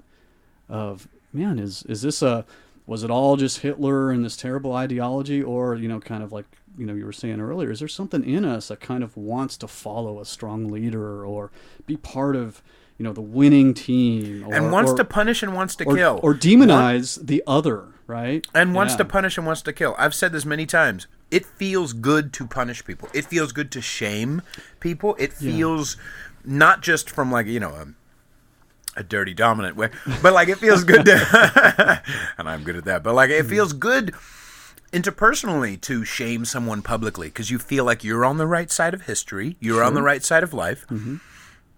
And that's the other, and that's okay. We've identified the problem, right? You know what I mean? And there's something about it. Otherwise, people wouldn't do it as often as we do. You know what I mean? Yeah, there's something tribal in that. I mean, we need like rules, right? And to exist as a society or as like our little tribe or like even like a family, or even as an individual, right? A structure. Yeah, and I need to enforce those rules. Otherwise, if I don't enforce the rules, it's just chaos, or people will just take advantage of my tribe, or my individual boundaries, or whatever it is, right? Right. Or my country, right? Okay. I think there's a lot of conservatives who believe that if we don't enforce our borders, people are taking advantage of it, and whether or not there's this economic impact or it's illegal voting, there's a principle about that is important. So we need to enforce these rules. But if all we're doing is enforcement, right, our tribe stays very small. And we have to kick people out. And all of a sudden our world gets very small too. So we need to blend that with a little bit of forgiveness and fairness and reconciliation and, dare I say it, diversity. Well, so I see what you're saying from my own personal experience. When I have gone out intentionally, to these spiritual structures and waited for the motherfucker to say something wrong so I could get up and punish, I was doing nothing but enforcing, and I feel like, when I've talked about it on the podcast, I feel like humanity needs, in whatever aspect it is, needs the more strict structure, but it also needs the flexibility and using a suggested guideline, that can absolutely be defended and not punish people who stray, but, explain to them this is the outcome you're getting because of your behavior, not because of the structure's not, or there is benefit to it. One of the things that some of these people have talked about, these right-wing people have talked about, the left just wants to throw out the rules without like going to the base of the rule and saying like, well, okay, let's say if we called it a suggested guideline, isn't there a reason for it? You know what I mean? Like one of those things is like, okay, like the non-gender bathrooms, I had to bring it up again, but maybe it's not a great example, but like, oh yeah, we don't want any trans people to feel like they don't fit. Right. And I don't want any trans people to feel like they don't fit, for sure. You know what I mean? I know trans people, and even if I didn't, they're a human being. We don't want them to feel bad. No one ever wants anybody to feel bad. They want to throw out this idea of gendered bathrooms altogether without asking first, is there a reason why this structure has been set up? Maybe there's something we can salvage from the structure, or maybe there's something we can adjust from the structure rather than just throw the whole baby out with the bathwater. One of those is with the gender bathrooms, like, I talked about it on the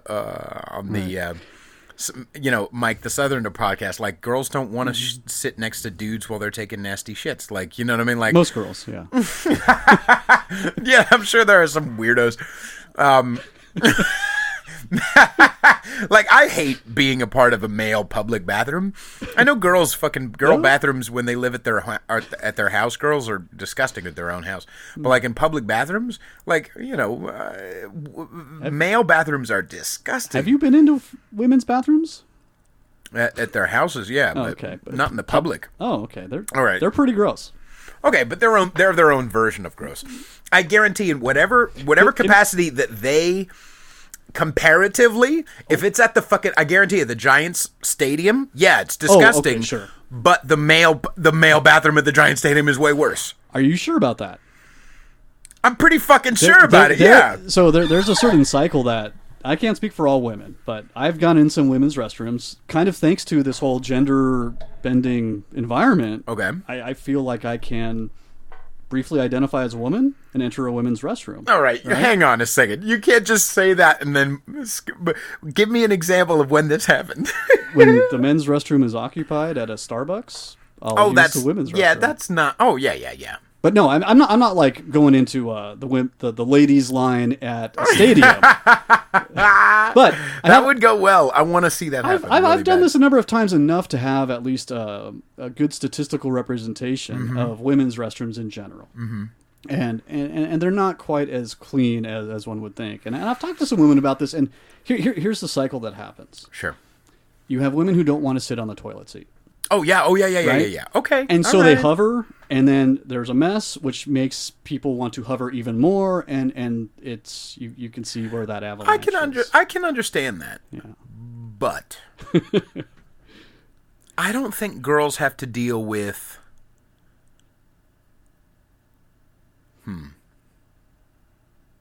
at the very least, let's just say hang on, I'm trying to, because I'm with you on that. But I'm not giving up this premise that dudes' bathrooms are more disgusting than female bathrooms. I'm not saying that theirs can't be gross from time to time. Mm-hmm. But they also, at any Macy's near here, they have a lounge before entering the bathroom. This is true. Okay, so that's got to account for something. Right, so number one. Number two, it also... I have been in male bathrooms, and I mean the leftover shits or smeared places. There's some things in men's restrooms that look like it had to have been not just intentional, but like some creative effort was part of. Right, or at the very least, you're talking about this process where a girl's like hover, and then they guys intentionally piss on the seat as if they're at their fucking like they've never been fucking domesticated. Just intentionally, just just spray it fucking everywhere. Yeah, I don't think that happens. And I mean, I don't know. Maybe I don't know. But also the smells. I gotta tell you, I know I've been around female shit before. It's gross in its own right, but we win like that. That aspect of there is something to be said for how disgusting we are versus. So okay, let's just say, your girls are disgusting in their own right, but not. I'm still staying strong on this. Guys are still more disgusting. I'm fighting for women's bathroom equality of disgustingness over here. Okay, now let's put the disgustingness aside. As far as let's question the structure, see if we can amend the structure instead of throwing the structure out altogether. Do girls want to give up the sanctuary? Remember when I brought that up in the last episode as well. Do girls want to give up the sanctuary of let's all go to the bathroom together? Yeah, no, that's a good question, right? So you have the rights and the access from a human being who is a trans person that we absolutely have to hold sacrosanct in some meaningful way. Yeah. And then you also have the rights of the those women who or the fathers of the little girls or what have you that are really deeply offended and feel fearful of having potentially some weirdo walk in who is not a trans person, just some weirdo, right? Because the door has been widened a little too far. Right, and I wasn't even going to go to that extreme yet. I was just mainly talking from a social sanctuary, from a female's, let's all go to the bathroom, how do you feel like the date's going? Oh, I really like him. What do you think about da-da-da? And powder in the nose and blah, blah, blah. So from a social, easy standpoint of the sanctuary of females, it doesn't seem like the structure of that has afforded them the sanctuary socially of let's all go to the bathroom together and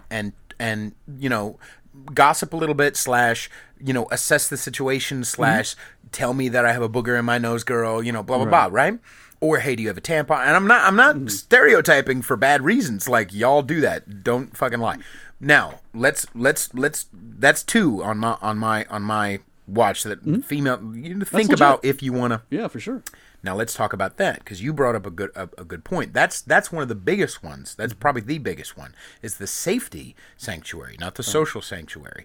There have been two stories that I've read over the last 2 weeks, I think, of trans females in female prisons molesting or raping other female prisoners. Now, that's that's a man who transitioned into a woman. Even if they do definitely believe that they are a woman, they have still now diddled or sexually assaulted or raped inmates, like other females. Now, where do we put that on the level? Now, again, I'm not saying that I want a trans person, a trans female, to stay in the male prison if they don't feel safe there. I'm not saying that let's throw, that we need to create a whole new trans prison. What I'm saying is amend the structure, take a look at the structure. Let's first assess before we throw the structure out altogether, because the reality is that men are evil-ass motherfuckers. Not just more disgusting. Like, we have bigger biceps and we can hold you down and do bad things to you. Testosterone makes us more Correct. aggressive. And our bones are, you know what I mean? Like, Kill Bill is a wonderful movie, but like, fucking, you know what I mean? Like, let's assess the, the safety structure, or the safety sanctuary as well. No, it's important. I'm kind of, I'm still that kid a little bit that would turn the baseball card over and look at the stats. Okay. Right? And not just the single picture of the player. Okay. And some of these issues like this, and I don't mean to say that it's not important for many people. I think there's something like 3 million-ish trans people in America. Okay. That is not insignificant. Okay. Right? Well, maybe 1.5 to 3 million.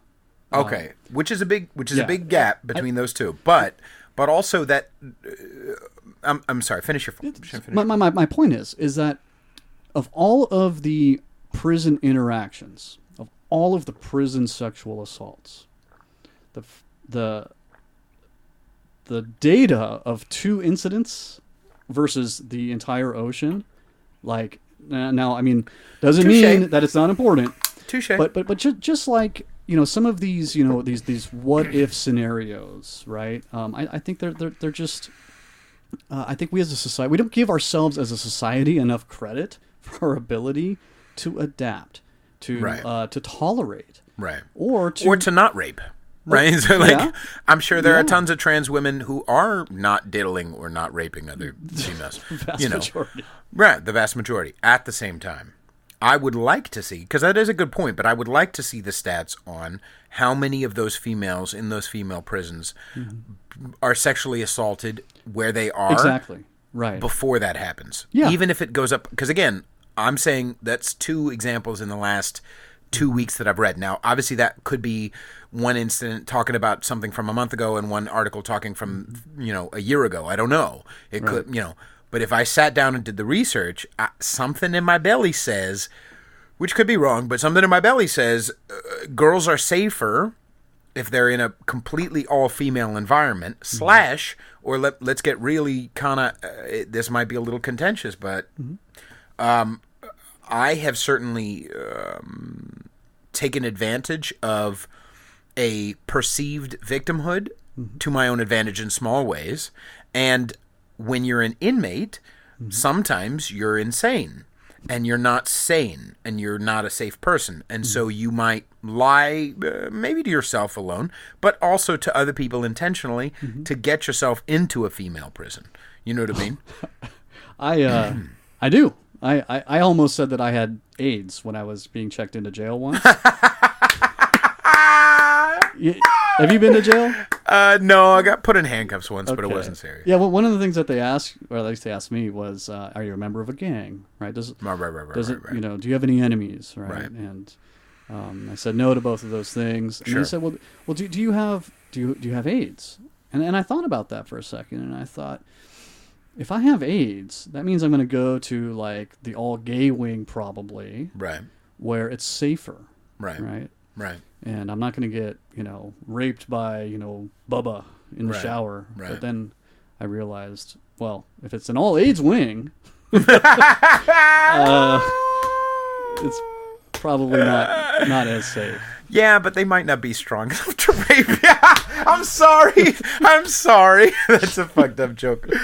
I just see like Tom Hanks in like a shawl. Well, He doesn't have the energy. movie. He's having a bad day. Tomorrow he'll rape you. God, that's a fucked up one. That's a good one. Okay, anyway. If it's Tom Hanks, there's right, I would right. consent, I think. So obviously, yes, those two instances are anecdotal at the same time. Yeah. So, I mean, I don't know. I feel like is there where a the principle rubber there? meets the road. Is a principle they biologically have more testosterone, therefore they're more aggressive, and therefore they should be separated? And is that more important than that person's right to exist as a woman? This is the main point that I'm thinking. Is let's have the conversation about it. Oh, I agree. Whereas there are a lot of structures that we've built up, i.e. the prison system, the police, the whatever, where we have told these people through our money or through our vote, you do this. Mm-hmm. Right? Because again, some people are just don't have anything to do, and so or they have money and influence, sure, but like they don't have anything to do, and so they'll vote and rally and go out into the streets to tear this structure down without before asking themselves, do I want to save anything from this structure, or is this structure good before I change it or amend it or throw it out altogether? Mm-hmm. I'm sure if we really took an inventory of let's weigh it out. Mm-hmm. Something in my gut just feels like, a couple of people being a little uncomfortable in a bathroom is not that big a deal. And when I mean a couple of people, I'm not saying the families of the girl who's sending her girl in there with a dude in a wig, you know what I mean, who doesn't even, have titties yet or whatever. Like that. I'd rather the trans person feel a little uncomfortable than safety be put at risk. Now, at the same time, I'm not saying they're less human. I'm not saying, but I'm saying there are sacrifices that we need to look at within that structure and assess, right? Yeah. But the people who have shouted from the rooftops, let's change this, and don't do you better change those fucking bathroom before, and I shared a meme. I saw a meme that fucking, Amy Poehler shared on Instagram, so that means it's obviously right. Not just not even a stats meme, just something, a feelings meme. You know what I mean? Like feelings-based meme. Something that ended with, let that sink in. By the way, if you share a meme that says, let that sink in, you're a cunt. Fuck off. Fuck off. You can't just say, let that sink in, and think that's somehow, I'm going to just ponder it now because you were condescending to me through a meme. I want to say this Asshole. to that, right? When someone just responds this, like, yeah, this period. So I mean, and that doesn't mean that the sentiment, whatever Amy Poehler. I don't know. I'm just throwing her name in. Probably mispronouncing it like Kesha, but whatever. That just doesn't mean she's wrong, or that not sentiment necessarily is off base. Right. But what I'm interested in is, how did you arrive at that conclusion? Is it because it is this popular, sexy, likable thing to say, where I can just like post the meme, drop the mic, and pat myself on the back? I think, or am I?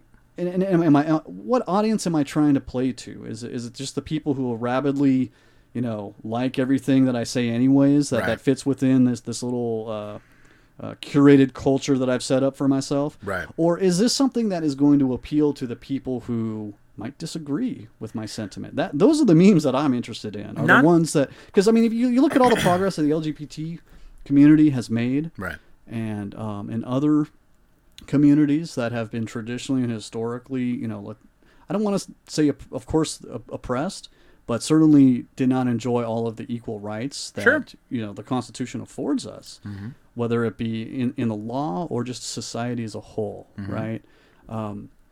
I think most of the progress that has been made has not been through, mic dropping memes, right, or overturning police cars. It's by appealing to the other side, right, in an understanding way, understanding that, you are trying to protect your family. Here's why I will never hurt your little girl, or you know what I mean.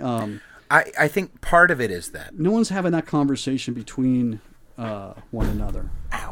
I think there are multiple. Obviously, there's nuance. I'm probably going to die because I hit my knee.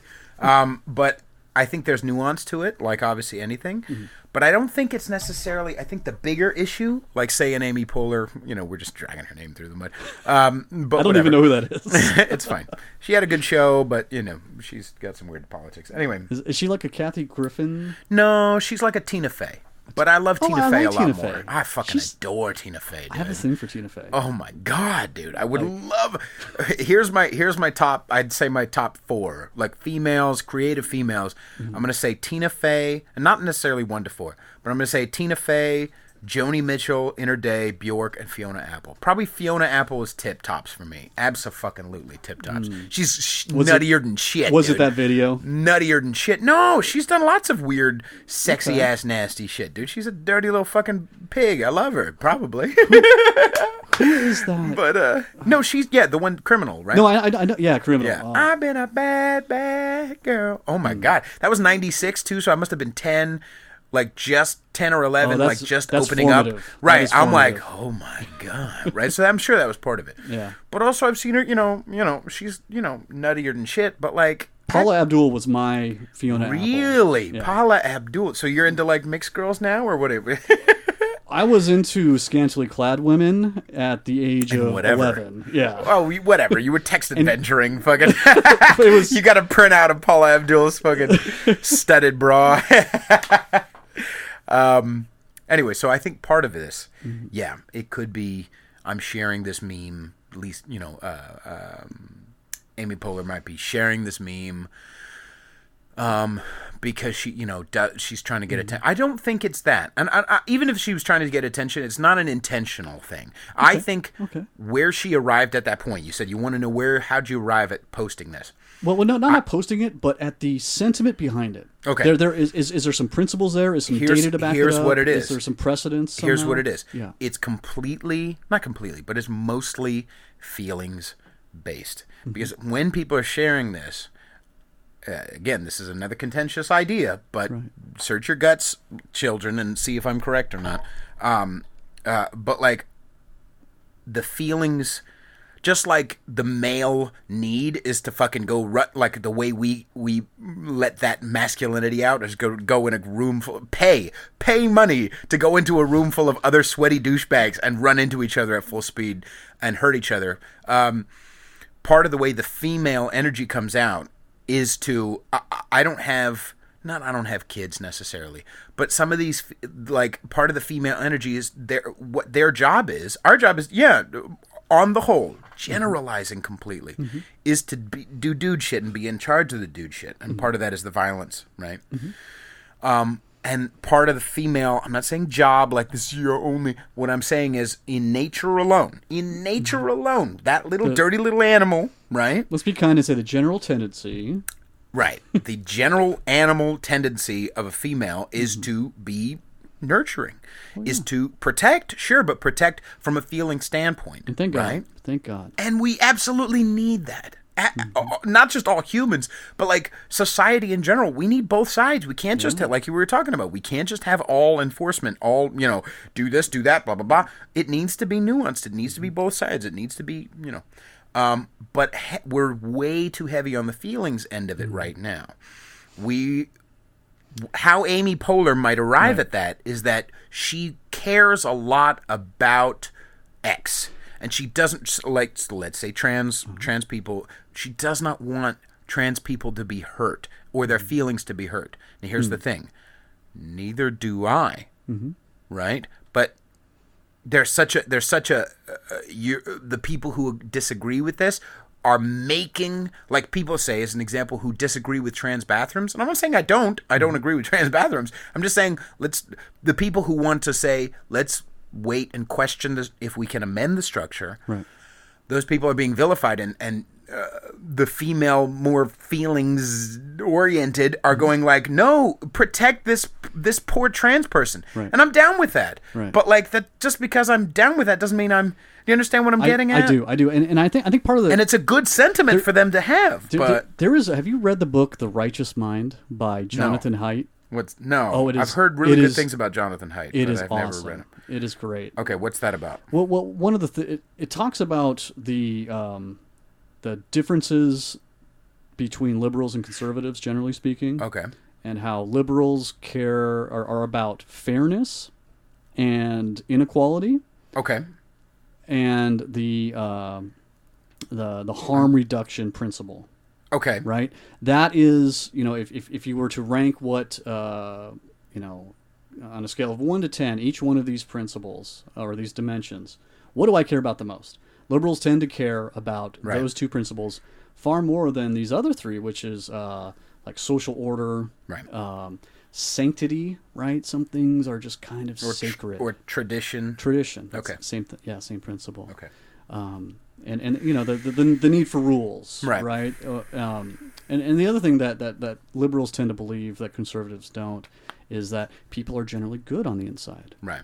Conservatives tend to believe that no, people are kind of fucked up, and they need I tend to believe both.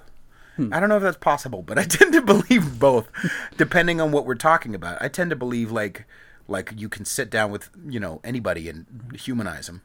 Sure. And I also believe that don't trust us very far. You know what I mean? You understand? I feel like I'm like, yeah, I know a lot of murderers who I love, from going into prisons and getting to volunteer there. Mm-hmm. But I also know that those murderers murdered people. Mm-hmm. You know what I mean? And that's, and they kind of should be punished for that. You know what I mean? And that I have the capacity to murder. So I'm kind of in both camps. Anyway, sorry, continue. Well, anyways, the point there was that he draws this analogy of the elephant and the rider. And the rider is who we would like to think ourselves as. We are the ones atop the elephant making the decision on where we go, right? When in reality, the elephant pretty much goes where the elephant wants to go. Right. Right. But we like to think we're kind of in control of this thing, right? Meaning, so the elephant is probably our nature. It is our emotional selves. Right. It is our deeper core value self, the thing that really motivates us and drives us. Whereas the rider is the rational self. It's the ego. It's the intellect. It's the one who thinks that it's in charge. It's the social contract, maybe. But the elephant is the nature. Is the nature, yeah. And what we do too often is we try to appeal to the other rider, right? So I'm making this solid argument, this rational thing. If you were on my elephant, you would absolutely agree with me, right?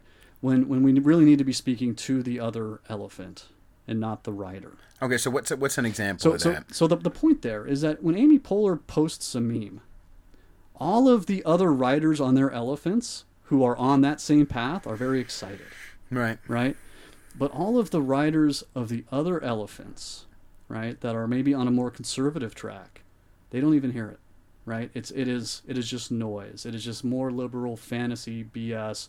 And some, some kooks have demonstrated recently, feel that any sort of liberal idea is like an absolute affront to the sanctity of America, right? So or either side, because remember, let's because I'm going to let you finish your thought. I just want to point out, remember everybody who's going crazy that Trump is responsible for the bombings. Like what was it, a year and a half ago? Ooh, I forgot to. I'm going to plug in my... a year and a half ago, there was that gunner, or that shooter who went to that baseball game, and who was a Bernie Sanders supporter. Yeah. Crazy comes in all shapes and sizes. Anyway, absolutely. Continue your point. Yeah, so I mean, I think that's one of the reasons why Trump is so effective, is he's speaking to the conservative elephants, so to speak, right? You want maybe some of that is good, but maybe some of that is not so good. Like I'm appealing to the elephant in you that wants to win or wants to have your money. That's a very emotional thing. It's like, I don't care if it's necessarily the right thing, but if I win, that is a good thing, right? It's a whole. It goes back. Everybody's guilty of that. It goes back to the William James truthiness thing, right? The truthiness. Yeah. Right. I'm down with that. Okay, I can get down with that. And so if Amy Poehler is posting a meme to all her fans, right, it's gonna land, right? Even if it's just this, fanciful, bullshit, right? Boy, is it gonna, the elephants are gonna go crazy, right? And not just that, but it also is. It also gives her the chance so that anytime, say someone, say Amy Poehler posts that, and then someone who follows her or who gets retweeted that meme, you know, who's a right-winger, goes on and just fucking yells at her or something, you know, which you can't do. But, like, you know, does the Twitter equivalent of yelling in caps or, you know, calls her a bitch. Right. Then she can even more, you know, she can be like, look at me, I'm being victimized because I'm a female, you know, or whatever. It's positive feedback. Right. See, now we're on this fight together. So one of these examples, this person I'm quote-unquote friends with, I think I've met her once. I was just trying to fuck her, and we became friends on Facebook. But she shared a meme. America is angrier with black men taking a knee than with white men committing mass shootings. Now, the female non-logical side, because I'm going to say it, that's a fucking stupid idea. But let's, here's what I'm saying. There's a few assumptions she's making with this meme. Right. Number one, that America is all the white, privileged Republican men, right? Mostly. So she's right? By saying that, she's perpetuating the hierarchy.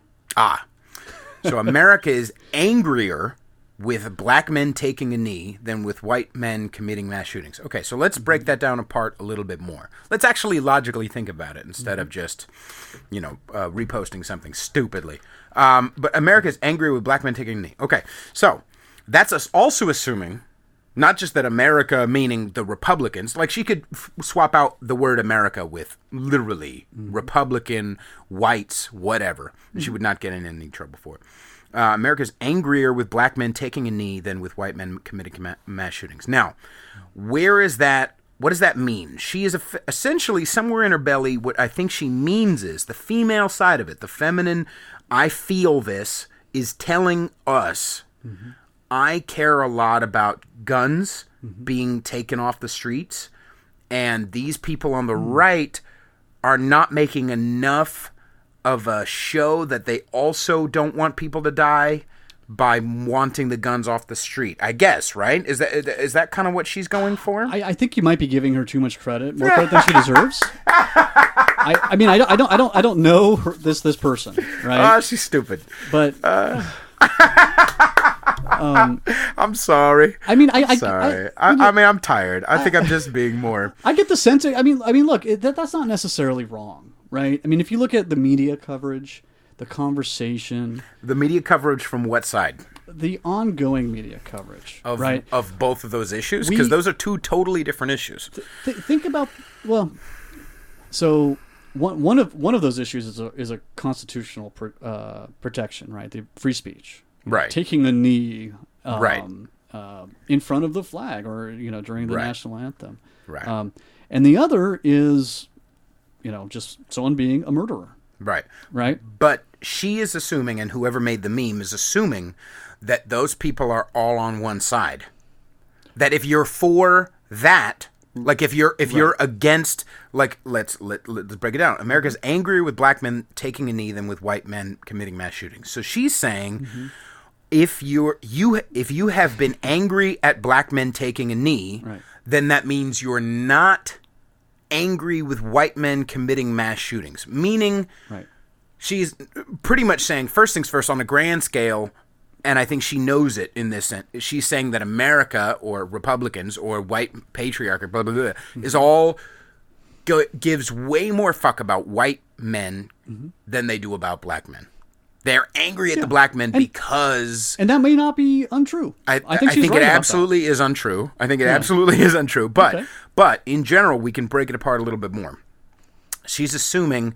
Because I'm not making a very concise point. So let me jump in really quick and just say I really dislike the spirit of those types of statements that she is making. Okay. Because first of all, it assumes that there is some sort of an outrage economy that we need to be participating in. Okay. And that's part of it. Yeah. And it assumes that everyone is already participating in it, right? Like, where is your outrage? If it is not over here in this account that I have opened up, which you know is the issue du jour. Right. then you're not spending your money wisely. Right. And in fact, you're probably a horrible person too. Oh, because you're investing in this dystopian America that are gun-toting, pickup driving, Confederate flag waving Klansmen or whatever, right? And I think that's it. It assumes that if you're, if you don't agree with me, you're a bad person. When did you stop beating your wife? Sort of an argument, right? And it's you can't respond to something like that. Exactly. Right. I mean, it's just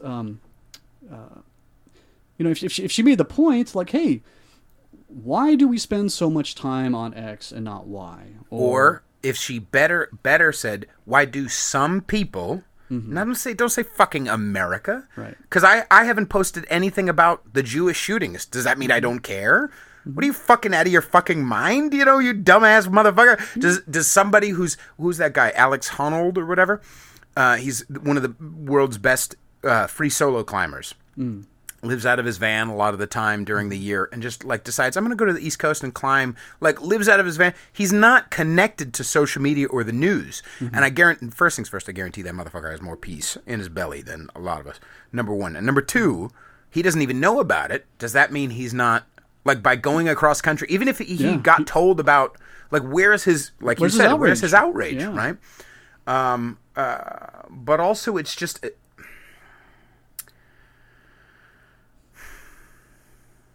It's so poorly worded. The concept is really what bothers me. Because here's the thing. You seem a little triggered there, Pete. I am. Because I'm trying to pick it apart and hurt her. I wish her harm is what I'm saying. Or I wish these people at least get smacked in the head with something. Like something needs to... Because the thing is you're right.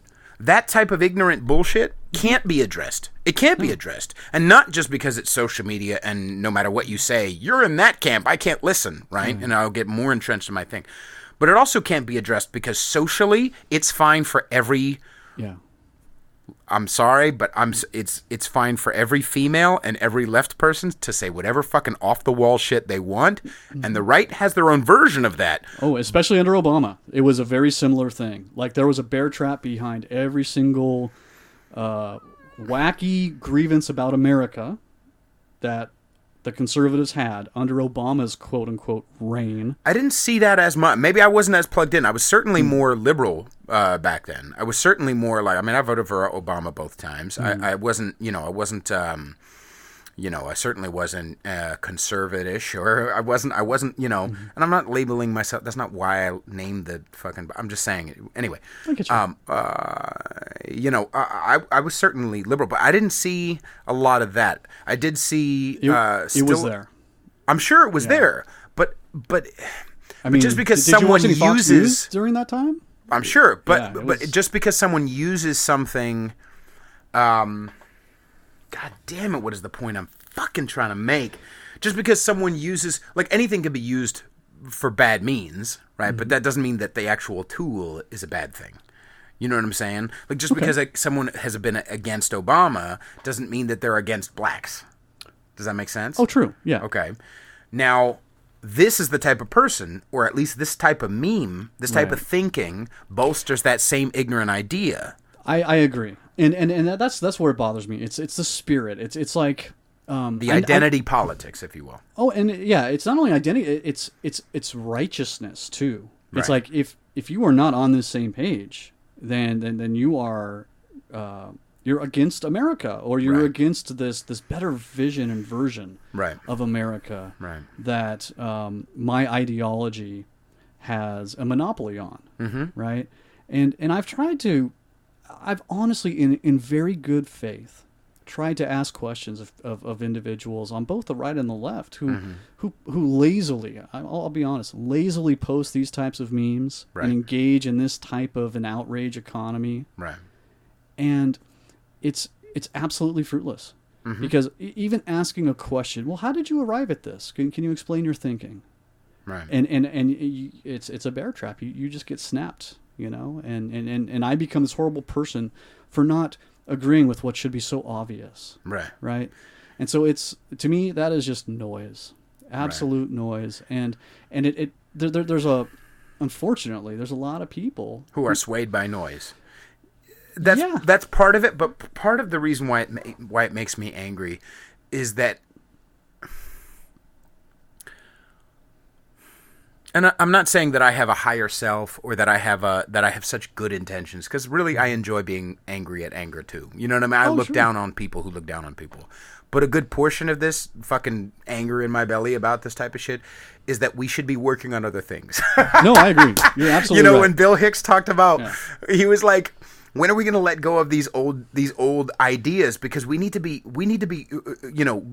our next evolution is not another finger. It's not our thumb. Our next evolution is mentally. You know what I mean? Like, and I agree with that. But I feel like this is such, sticking us in this mire of bullshit and holding us back. And her personally could be smarter and more thoughtful and more useful in this world and more effective. You know what I mean? Like, we all could be doing that. Like, there's this kid who wrote me today. I've never talked to this kid in my life.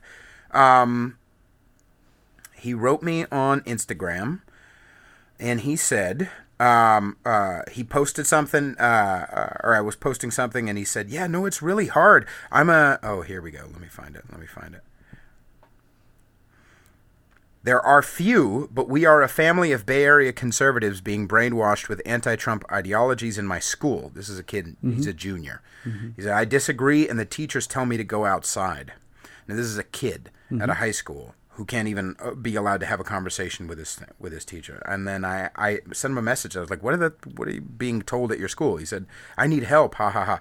They tell me socialism is a good thing because 1% of a rich man's wages are enough to fund plenty of schools. Trump is a racist, the whole global warming. And lastly, and he says, they don't like me talking back. He says, but when a liberal student talks and agrees, they listen and nod. And this is a kid who's somewhere in the middle. I asked him a little later. He's like, yeah, I was raised a little Christian, even though he lives in San Jose. He's kind of raised, more, raised more right, more conservative. He's kind of somewhere in the middle, but he can't even have the conversation. That's why it bothers me. That's why there's anger in my belly. It's not because some dumb bitch shared a meme on Facebook and I want to get myself angry. This is kind of affecting our lives, and I'm not taking it so seriously that I carry it with me or I post ignorant memes like an asshole. But if this is the venue, because this technically is the venue to do that, right? Then I'm going to use it the right way. You know what I mean? Through my artistic to at least shake people up a little bit. You know what I mean? To at least reach out to some people. I mean, this kid is literally like, I told him, hey, if you want, you can come on. I recommend you bring an adult because I don't want to be in, in a room with a fucking junior. Junior's almost 18. Anyway, 17. Yeah. Yeah, but I was like, come on and let's just talk about shit. You know what I mean? And that doesn't even mean let's talk about politics. I just want to Well, I'll tell you, man. If for no other, whether he's conservative or liberal, what we don't get. This is why I love. Although full disclosure, I haven't listened to every episode of this podcast. Piece of shit. I know, but I love the spirit of just having like normal folks on. That. Because, in so much of the media, you get these well-prepared, empty suits, right. Trotting out the same outrage-inducing claims. Right. But hearing from just a normal woman or man, but a 17-year-old, right? We don't get to hear how kids think. Right. You know and I guarantee mean? he's not polished. He's not going to have a whole lot of written, he's not going to be well versed, but I don't need people who are well versed. I want to humanize everybody and have everybody have not a platform, but be okay where they're at.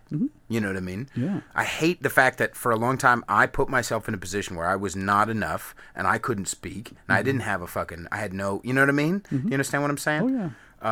Anyway, sorry, continue your lauding about how awesome my podcast is. Yeah, no, I mean, well, and I also think it's awesome that 17-year-old is experiencing that now, right? And I hope I'm assuming it's a he. Yeah. I hope for his own sake that doesn't drive him further entrenched into a conservative ideology just because people are against him. Touche. Right? Touche. because I think that is part of what of our greater societal problem is like, oh, you're against me, that must mean I'm right, you know, or that my these bullets that I've been accumulating are here for something, right? So God, you know, God bless him, and I hope that some other kids are taking note in that class. I assure you that they are. Yeah. You know. Yeah. And that to me that's just that's one teacher, right? That is maybe doing not so great of a job. Well, the thing is that they don't have the ability to do a good job. I don't think not do a good job. Let me rephrase that. They don't have the ability. They have set themselves up through years of inbreeding. Not literally. I'm saying through years of only hiring people who are down with the fucking causes. Sure. So that speaking up is not a thing that you do. And that's not just an opinion. I mean, Brett Weinstein, did you ever hear the story of Brett Weinstein? Evergreen College, was Evergreen it? College, yeah. So Brett Weinstein was a teacher, and they would have these national, or they would have a campus-wide, you know, kind of racial awareness day. Mm-hmm.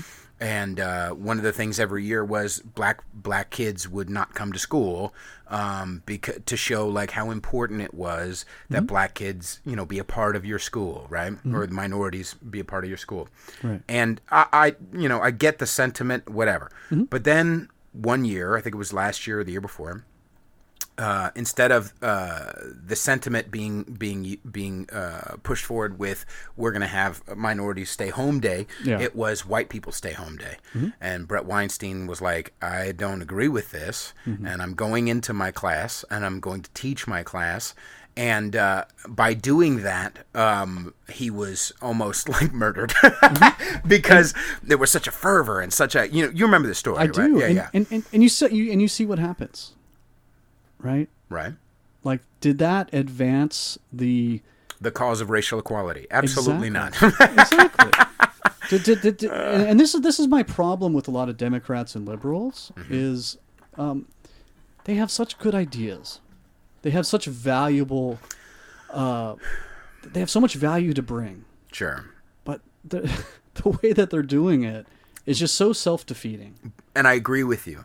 At the same time, I don't agree with the premise that that the Democrats are the only ones pushing racial equality.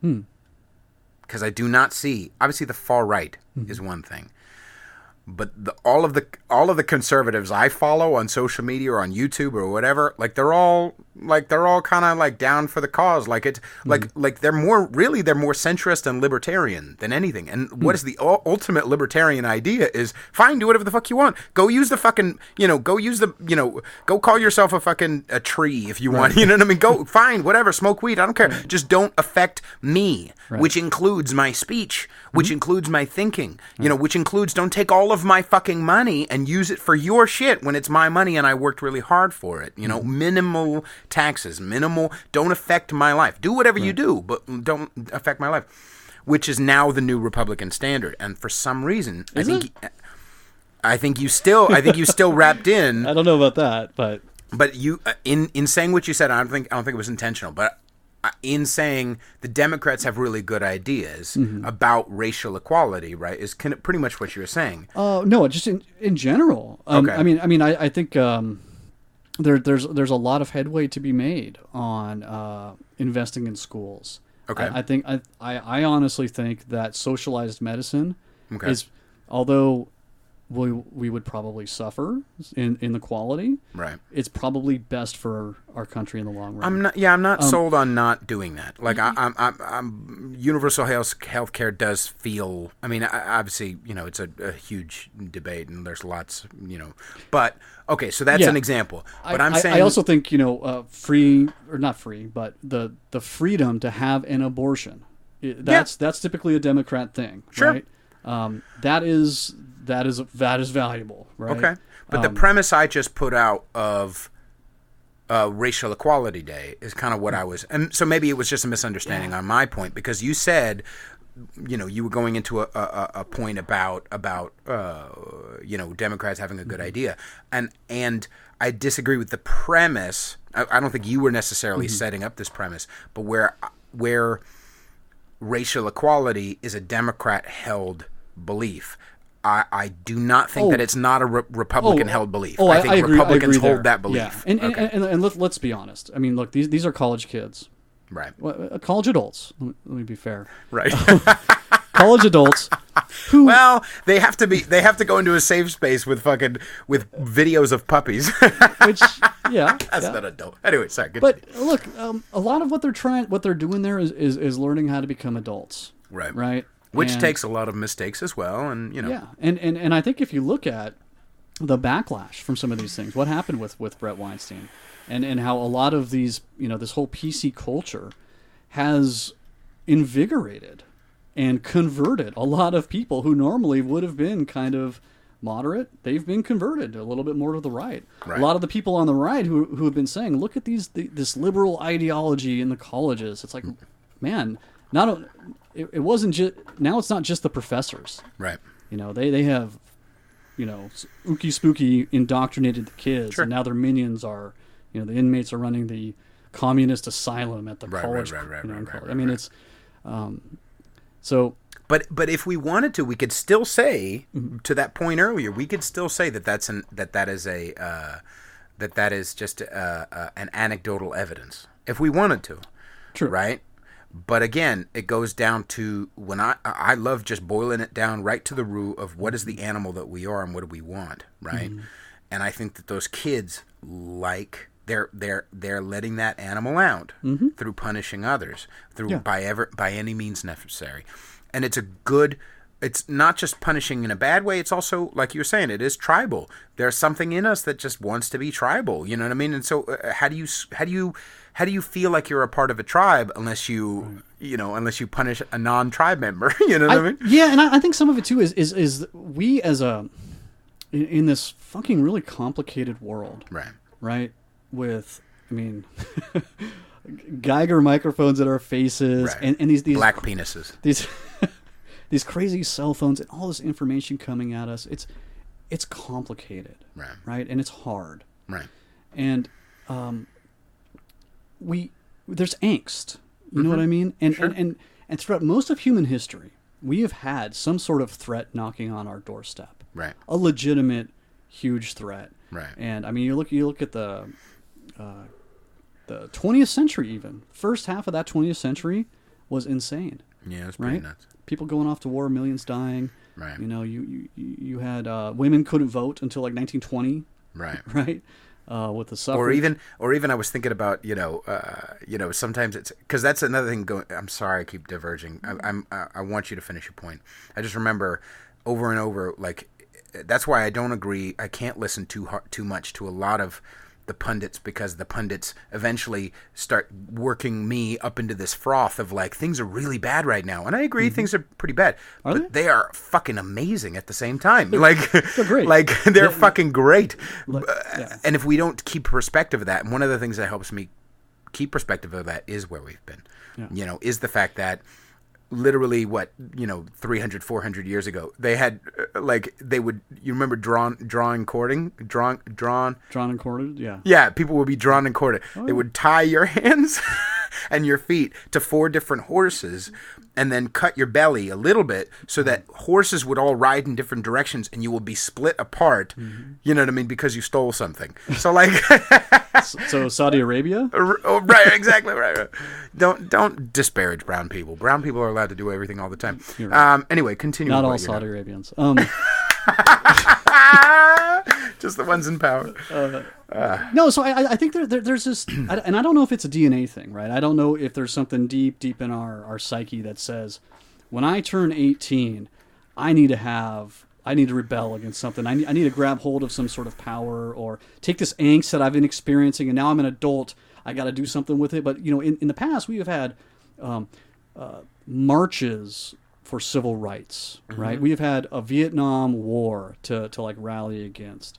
We've had communism to kind of demonize and get behind. These days, we haven't, other than the Iraq and Afghanistan war, which had been winding down essentially since like 2007. Last 10 plus years, other than the economic crash, we haven't had a whole lot to really get up in arms about. Yeah. Right. Which doesn't make it great for politicians, because they peddle in like, hey, like, I'm the one that'll give you hope, or things are so bad I'm the only one who can fix it. Right. And people buy into that because they have this angst and they don't know what to do with it. Right. So I think we're kind of grasping at these straws in society, which are kind of flimsy to begin with. Right. Like, not that inequality doesn't exist. Sure. But I don't think that it's at the level that is commensurate with the level of outrage that we hear.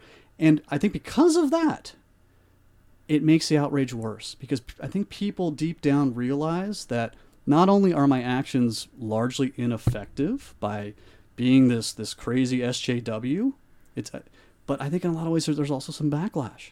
Right. So that just perpetuates the angst. Fight. Right. Yeah. Well, and I want to get back to this other point that you made, but I also think that when you hit 18, the other thing is you are now out on your own. You've been a part of a family. You know where your unit is. Now, these are college kids. These aren't kids who have had to live, latchkey kids, most of them anyway, not all of them. Right. But most of these kids are not inner city latchkey kids, right. you know, who know how to open their own door at 9 or 10 and go to the store and get something. You know what I mean? Like, they've been a part of a family, protected, wearing socks all day inside, you know what I mean, life.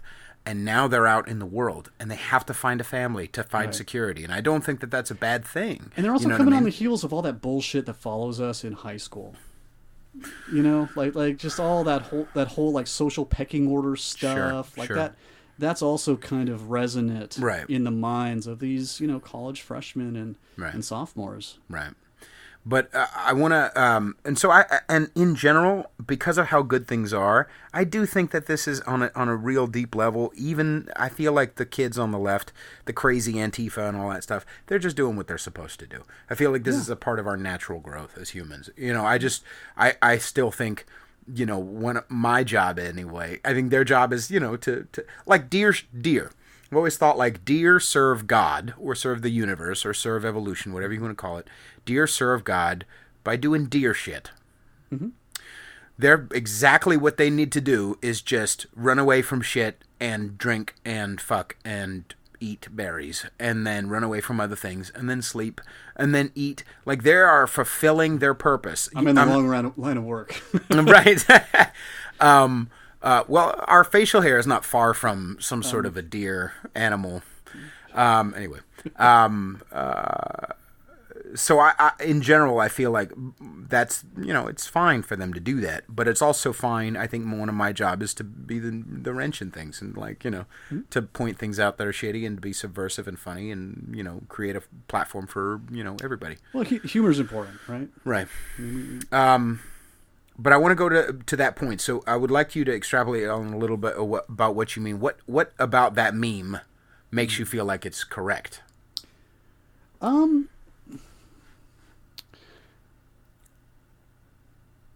Because again, the premise is what bothers me. Not necessarily if the premise was true, it makes sense to be that angry. But again, the premise is what I disagree with. Not the anger about if the premise was true. If the premise was true, rock and roll. But again, that's what. Anyway. Yeah. So I think that I'm really trying to give credit maybe where it isn't due. Okay. And I'm really trying to see both sides of things. Where she might be coming from, right? Right. And I think if what she sees in the media coverage, in what politicians are talking about and seeming to care about when they set the national conversation, certainly there's more talk and coverage about NFL players playing a game on television and in stadiums and kneeling. More talk about that than these shootings, right? And or maybe not more talk, but if you think about what's really important, right? Sure. People being murdered over politics, right? Versus someone kneeling at a game. Now, two things about what you're saying. I don't think they were murdered because of politics. I think crazy comes in all shapes and sizes and on all sides of the aisle. And I think fucked up crazy is what did that. fucked up crazy, just like fucked up crazy killed cops in 2007, 2008, when Obama was defending, what was going on in Ferguson. You know what I mean? Like, so is what you're saying? There was a black guy who traveled. I can't remember the exact city to where. I think it was Twofer. He literally was like, okay, you guys are going to kill blacks. And Black Lives Matter, so I'm going to go into a city and start opening fire on cops. I do not think Obama is responsible for that. That was in Dallas, I think. Is that what it was? I think so. I do not think Obama was responsible for that, nor do I think Trump is responsible for the fucking some dude who lives in, Yeah, I mean, look, this guy may have been kindling already, regardless of what the political climate was, and any sort of match would have because the guy who went into Sandy Hook didn't need any politics to he was just fucking crazy. Right. Yeah, but I don't think that's what that meme is saying. I don't think it's trying to say let's. No, I know. Let's say shootings are bad, therefore Trump, the orange man, is bad. Right. But a lot of people will think that way. Now, I agree with what you're saying, though, if the media is the example of what the public discourse is. I disagree that the media is, because they have to. The reason why... No, you're right. And look, if you look at like the cable... Sorry to interrupt. No, go ahead. If you look at the cable news viewership, it's like... I think there are possibly less people that view cable news on a nightly basis than there are trans people in America. Right. Yet what dominates our collective thought on media coverage? It's the Rachel Maddows, it's the Sean Hannitys, it's all of that, right? And really, what clip goes viral and what gets retweeted? Exactly. I haven't watched TV in a long fucking time. You know what I mean? It's all Netflix and YouTube for me. You know what I mean? So, or and Hulu and HBO fucking and all that shit. But anyway. Yeah. So I mean, I think I think it's a well-intended but misguided meme. Absolutely. I don't think that she hates America. I don't think that she hates all white people. I think this woman is completely feelings-based, and this was very cheap for her. Sure. This cost her nothing. Mm-hmm. She saw a meme that made her feel, I want to defend Kaepernick, and I want to say that gun violence is bad. So let me just share this. Mm-hmm. It cost her 2 seconds. She did not think about it. I'm saying that's not good. Mm-hmm. And if we really break apart that meme, that's a childish thing to do. And why are we staying childish? But here's my bigger problem, and part of the anger for me, or the passion for me, is the fact that this chick has no social backlash for her. Mm-hmm. And by the way, who's going to fight with her? It's not someone who's evenly minded like me. I may rant about it on a podcast for a half hour, but like someone who's going to post and say something is going to misspell all the words wrong and Trump 2020. You know what I mean? Call her a libtard. Right, absolutely. And then, Right, and not going to help the conversation at all. It's just two immature people going, I believe this thing. I'm on this team. But that's what I'm saying. But at least the social backlash to the male equivalent of that. So I talk about this. Like for a long time, Facebook had this group called back in the days when they would have like sayings as like a Facebook group. Remember that? And like it was very MySpace. Facebook used to be. Okay. And Facebook had this group that was, because I would see people just sharing things from that group. And Facebook had a group called Facebook had a group of women called, I'm not scarred. I'm a tiger who's got her stripes. Or I'm a tiger who's earned her stripes. Now, okay, if men were a part of a group that said it's not the size of the ship, it's the motion of the ocean, we would all know those motherfuckers are losers. There would be social consequences, right? Because we've all established, like, dude, you're just trying to tell yourself, like, I'm not saying the actual concept. Yeah. I'm saying that's an example. It may be a bad example, but that's an example of, I'm a dude who's trying to fix my ego. I'm trying to pet my ego. Okay. Now, this female can be a part of that group and share memes about fucking, about feeling better about yourself all day long. I'm going to pet my ego, but it never gets called, hey, you're petting your ego. You do realize that, right? Like you're airing your dirty laundry / vague booking / petting your ego in public, and there's no social backlash for that because men still want to fuck her, and because she surrounded herself with enough females who also go like, oh, I guess that's socially acceptable, and fucking, I'm gonna pet my ego in public too. Well, and there's also a lot of men who will say, yeah, right on. I support the cause. Exactly. Are you single? You know? Right, exactly. That's what I'm saying. Like, if a dude shares that, something like, I care more about, obviously he's doing it either because, like, he's not going to get very far because the girls already know he's a little, whatever. He's not thinking well, and that's, I think, somewhere in the belly. That's somewhere in nature going like, this guy is not, all that stable. But I also think the guy is just saying he's what's the word? Virtue signaling, right? He's virtue signaling. Look, I also am on your team. Look, I also, which is what she's doing. She's not gonna have, that chick is not gonna have any social backlash for her shit behavior. And that's what bothers me. Yeah, I guess. Yeah, so maybe it's me being, self-righteous. I don't know. I have conservative friends who post similar cheap memes. Right. And there's not a whole lot of backlash either. Right? Okay. And it's similarly, well-intended, I'm sure. I'm trying to, I love my country. My Second Amendment rights are important, of course. Right. But the way that it is just hyperbolized. Touche.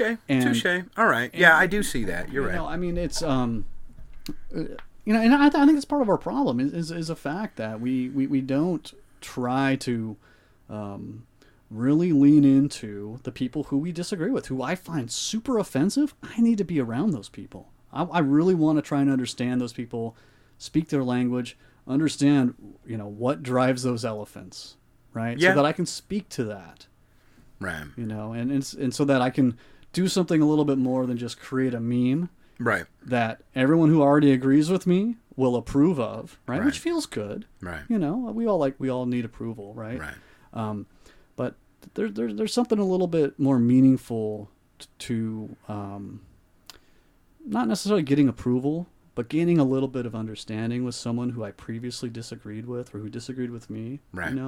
And they don't need to come all the way to my side, but when you've had an interaction with someone where you kind of felt like you were miles apart and you got a little bit closer afterwards. Right. Or at least, even if we stay really exactly where we are politically, that's the least important, is politically. Yeah. Because the reality is I could have anybody in here, including a fucking Proud Boy or whatever, as if, or somebody who's who thinks that rape jokes shouldn't be said if you're a white male, but everyone else can.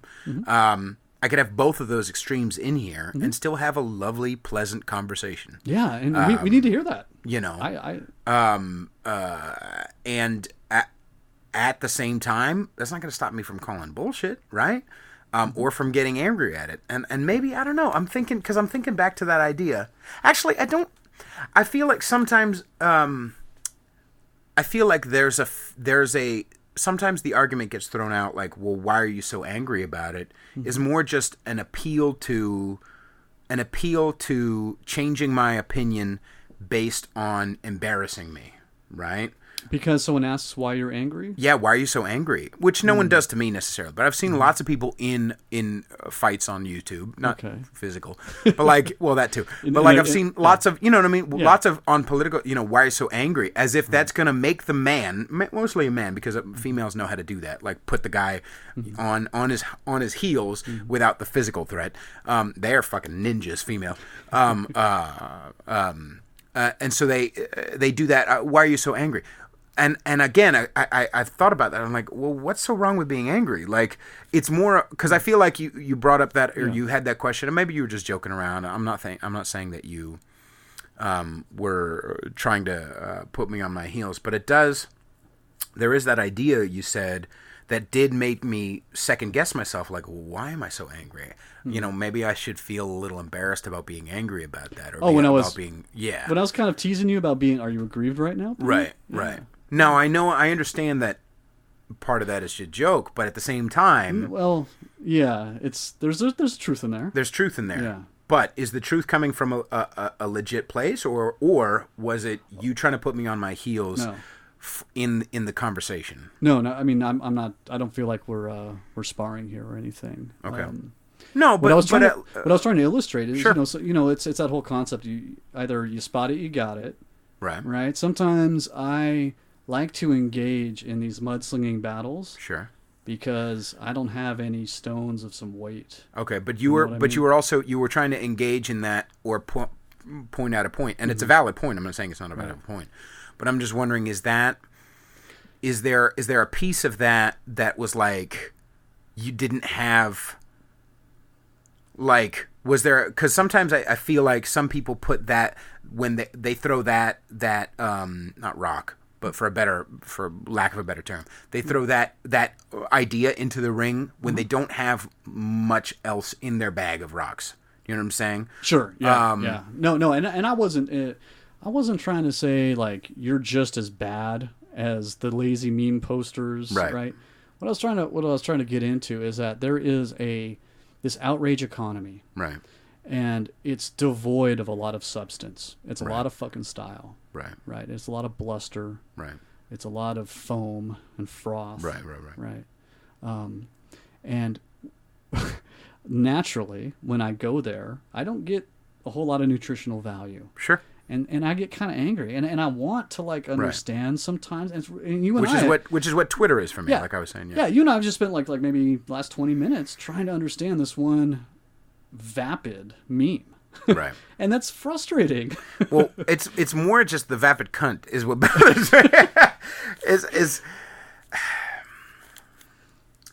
so on a grander scale, what I mean by social consequence is that meme, as an example, could be shared, or at least maybe a teensy bit more polished, or maybe that meme with a joke thrown in could be on The Daily Show. Yeah. If there was a little bit. In fact, I'm pretty sure I've seen stupid ass Trevor Noah say things like that. Which, by the way, I watched a Trevor Noah video. I have to say, I watched a Trevor Noah video yesterday, and it was funny. About he was talking shit about Antifa, but this was back in 2017. So right on for him. But most of the time, it's just if he, like I said it on the podcast, if he goes one bit without saying South Africa, I fucking bothered. I don't think he has the ability to.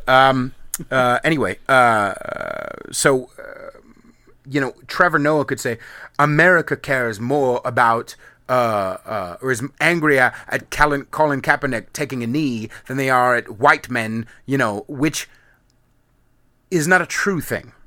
Mm-hmm. But he's doing the same thing she's doing. I get it. Like Make America Great Again. Right. That's not a nuanced, and it can't be a nuanced thing. He's just throwing because he needs the clicks and he needs the votes. That's right. And okay, it's catchy, and you can put it on a fucking hat, and you could get people all riled up. Blah blah blah blah blah. That's the thing. Yeah. But that's what that is. Yeah. But Make America Great Again does not get. Expressing that means you don't get to make movies in Hollywood. Expressing that means you don't get to make music. You don't get to be on our team. You don't get jobs in the field that I want to get jobs in. And yet if you share America is more angry with some stupid, ignorant, fucking that's why it's angering to me, or one of the many reasons. But that's why it's angering to me, because these people want to shut people down. These people want to. I was watching the video last night of Antifa trying to block traffic, and the Proud Boys, who are apparently racist, letting black people through, letting the black guys in the cars clearing the road so that black people could go to fucking work. That's because conservatives like order. No, goddammit, it's because Antifa's cunts. Antifa are just childish anarchists. Anarchists are not fucking mature. I mean, some of them are. I'm sure Nietzsche was fucking, I don't even know if he was. But I'm sure, this is because Proud Boys don't give a fuck really about race. Yeah. They're saying well, they do. They hate. No, you heard the guy on the podcast. Didn't you listen? I follow the Proud Boy ideology in general. Okay, which one? Meaning you agree with the Proud Boy ideology in general? No, I've read some of Spencer and even some of the Proud Boys who disagree with him and have disengaged, right? Spencer's not the guy. You get McGinnis is the guy. McGinnis, yeah. Okay. Right. Well, they were all kind of part of this alt-right amalgamation at one point By in time. whose definition? Self-defined. Everything I've read from the last year has said that Gavin McGinnis doesn't like Richard Spencer. Well, Richard Spencer is certainly in the past year, plugged sure, but that wasn't always the case. Okay. Yeah. Now, what would have been his idea, or Gavin McGinnis's idea, to pull away from somebody like a Richard Spencer only in the last year? I can't speak for either individual, like what's in their conscience necessarily, right? But because maybe I'm ignorant, but I've done a lot of watching and reading about these type of things, and I had the guy on, I had a Proud Boy on, and it had nothing to do with race. My perhaps misunderstanding, but my understanding of what the Proud Boys are kind of about is, of course, America, Constitution, right? But they are very much against the whole PC culture, which is very race heavy, right? Right, but the PC, they're against not being okay. But just because, again, it goes back to that premise idea. Mm-hmm. If the premise was true, I'm on board with that. Mm-hmm. But the premise is not true from what I've seen, from my experience with literally having a Mexican guy from the Proud Boys sitting in that seat. Mm-hmm. That race is not a part of the talk. That Western chauvinism to them, self-defined, and from everybody I've seen, means proud of being a part of America. And a lot of it, don't get me wrong, is reactionary to the left. They're overly, you know what, I'm going to be a part of this. I'm going to be a part of this dude club, and I'm going to... But race, again, race is not a part of that thing. There are black guys, there are black gay guys, there are Mexicans. So where in the doctrine or in the actions of Proud Boys is race coming into it? What I have seen anecdotally is that there are a lot of self-identified Proud Boys who are absolutely racist, and that is not representative of everyone, right? Okay. But they are unabashedly so. Okay. Can you give me an example of one of those? It was like a YouTube video or something. You saw somebody... Internet forums, which I know is a terrible example. Okay. Right, because I could... I was going to make a joke about I could identify as female, but that doesn't mean my dick's gone. I want to be fair. I'm not trying to say that the Proud Boys movement, collective, club, as it was, is in any way racist. But to say that it's not about race, I think might be a little. But again, going to the premise again. You're saying is not about. I would be down with it. With your statement, if you're saying to say that all Proud Boys are not racist. I never said that all Proud Boys are not racist. What I'm saying is the doctrine, the club, the way they work interpersonally, let's say even if it was 92% are not racist. I'm not saying that those 8% are totally wonderful people, or even if it's fucking 20% are totally wonderful people. But I'm saying you're making the point that race, that it's disingenuous to say that it has nothing to do with race. But again, I'm talking, but outside of the anecdotal, do you understand what I'm saying? I absolutely do. Okay. And I will fully concede that on paper, you're right. Okay. In practice, it is about race. Not entirely, but even if it's not, the fact that society thinks it is, then it is. So that needs to be addressed in some way. It's just like they've tried to address it many times. Right. I mean, especially like seeing it. I was watching a video the other day of a black guy with a white guy talking to a camera, and they both have the Proud Boy shirts on, and they're like, "Yeah, it's not about fucking race." Like da da da. So.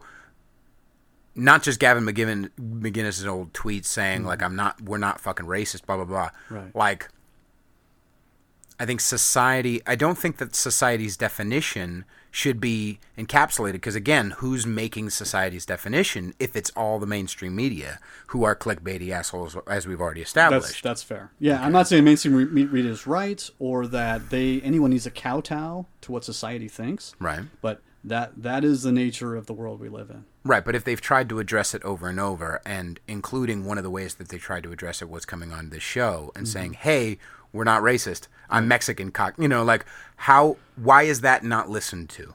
I'm not saying that it's not. Okay.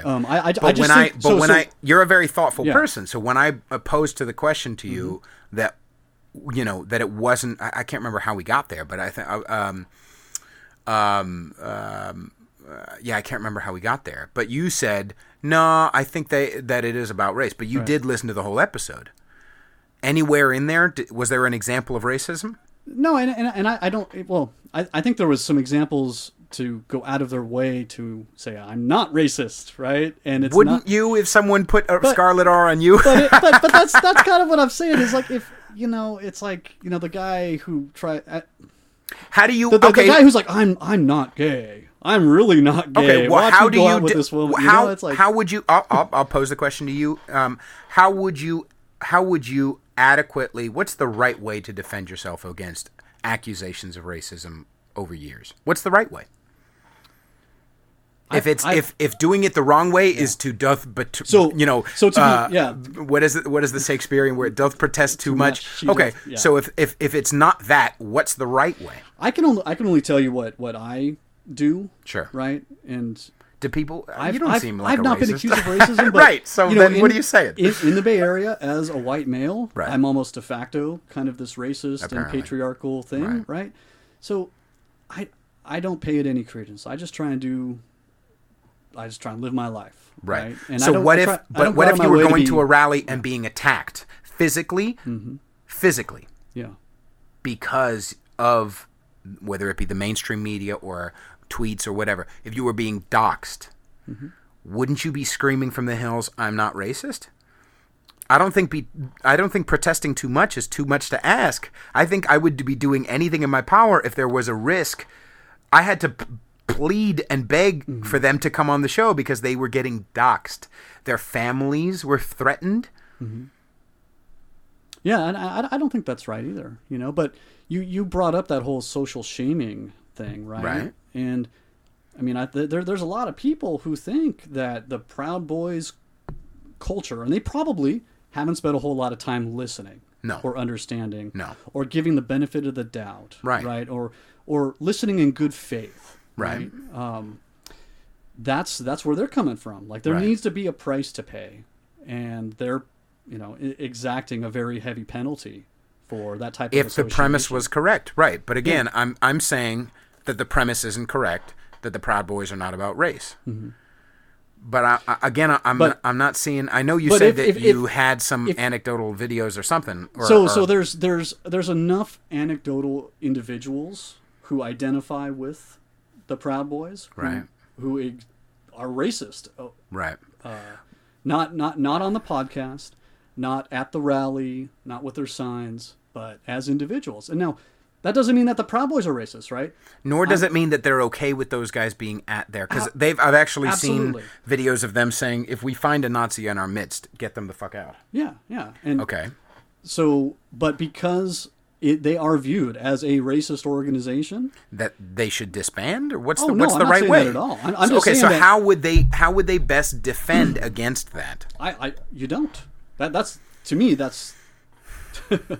But does that mean you shouldn't have not just, okay, it's one thing to go to a rally ready to fight, right? That's you're kind of asking for it, right? At the same time, so Antifa is going to bring it. So, so maybe the better, more mature option is to not go to the rally. I don't know. That's where I But even if they're not going to the rally, they are getting doxxed. Their families are getting threatened. They are getting threatened. Mm-hmm. They are possibly getting fired. They are losing family members. Mm.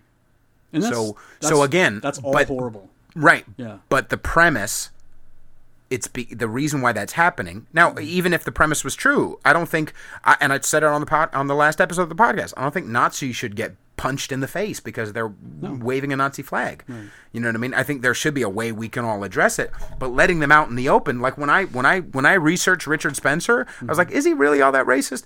I didn't see him super racist. He's just this ineffectual, sweaty, pathetic dude. He just like this little tiny dicked dude who just is ineffective and not clear and not, he's just kind of Nazi-ish, sure, but I don't see him like super racial maybe, but he's more like he's a reactionary dude. He's trying to defend this idea of whiteness, and it's just like he's just a boring dude, right? But until I saw his videos, I couldn't adequately measure. You know what I mean? I just assumed, Fair. Right? Yeah. And if I was an immature person, I would punch Richard Spencer in the face if I saw him on the street, right? Mm-hmm. So I'm trying to, because it sounds like you're on board with that idea with me regarding that it isn't about race. Right. Yeah, I mean, I would say within the Proud Boys' collective conscience, that's probably true, but not intentionally dishonestly. They're not trying to let's do covert racist shit, right? Right. Okay, so you're saying it's not intentional. No, and I'm not saying that they are racist in any way, shape, or form. Okay. But society as a whole clearly thinks that, or at least a large enough segment of society. But you do. I do what? Think that that it's racist in some ways. No, I don't. Oh, okay. Yeah, but because society does, then there is a race factor there. It is about race. Oh, I see. So how do they, again, I go back to that, what's the right way to defend themselves against that? If they're being doxxed, how do you defend yourself against being doxxed instead, without going, hey, guys who are doxing us, your premise is incorrect? Yeah, the whole doxing issue is a very concerning one, and I don't know what the answer is to that, because that can escalate, right? I mean, the right doxes the left, and the left, I mean, it's... But if the premise isn't even true, how do they defend themselves against the premise? You can't, right? I mean, because, I don't know. Okay. I mean, you let other people be wrong. Not if it means that I get my family threatened. I'm going to speak up for myself. You know what I mean? And if that means taking the fight to them, I kind of understand where they're coming from. Yeah. If Antifa, I mean, look, if they are, listen, if what they stand for is righteous and is principled and is worth kind of sacrificing for, right? Then that's part of the game. That's what you sign up for, touche. And my understanding of their ideology, they kind of believe in law and order and the rule of law, and call the cops, prosecute where laws are broken. If someone's threatening my family, I'm not trying to lob internet grenades in retaliation. I'm calling the fucking cops. I'm calling the FBI. Right. Yeah. I mean, I guess I'm on board with that. I understand that. I'm just trying to. I mean, look. You got to have enough self-awareness to know, even if your ideology is in its purest form not racist, right? Mm-hmm. The fact that people perceive it as such, you have to have enough awareness to. Okay, so what happens to what though?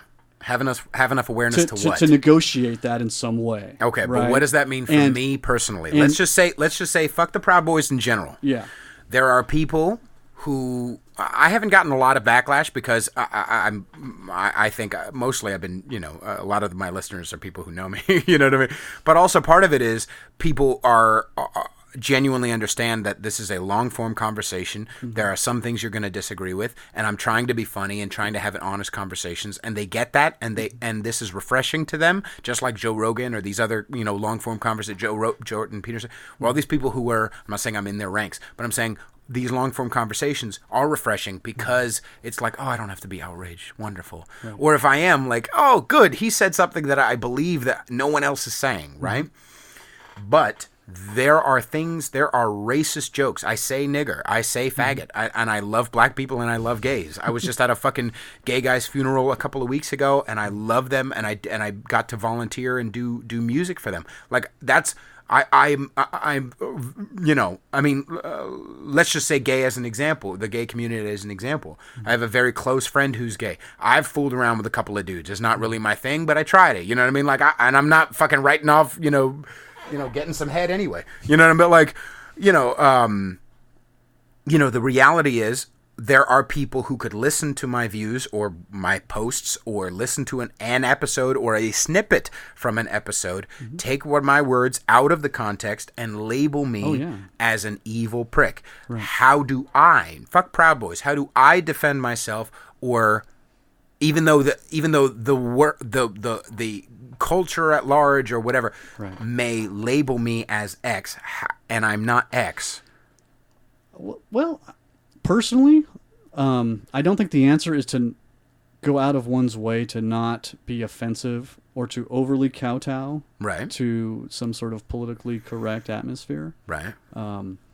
If indeed what I believe is what I'm saying. Right.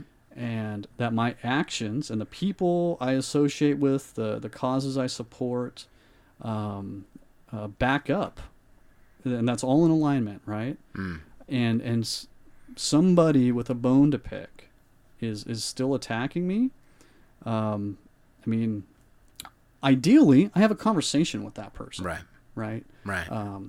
And that if they were open to it, and then I have not created a climate that is adversarial to begin with. Like, fuck leftists, fuck Antifa. Right. They're destroying the country. They're the problem. If I haven't already engaged in that sort of, if I haven't set the kindling already, ideally I have a conversation with this person or this group of people. But if someone is just after me because they are angry and upset and it's about punching a Nazi, even if it's not a Nazi or not an actual racist, but because it's associated enough that I'm going to get my self-righteous jollies off by doxing this Proud Boy, I think you just take it, and if it crosses a line into something illegal, then you notify the authorities. I mean, that's. No, I mean, I don't disagree with it. Because honestly, if I on a grand scale, when I step back, the grand scheme of things, and not to say just take it to be a martyr, but I kind of, a little bit. You know what I mean? There's something fun about that. I think so. I mean, because otherwise, if I set this tone like it is, like I have to, like you fuck with me, and I'll fucking cut you, or you fuck with my family, and yours is going to disappear, or that gets us further away from an actual conversation and important ones that need to happen. But funny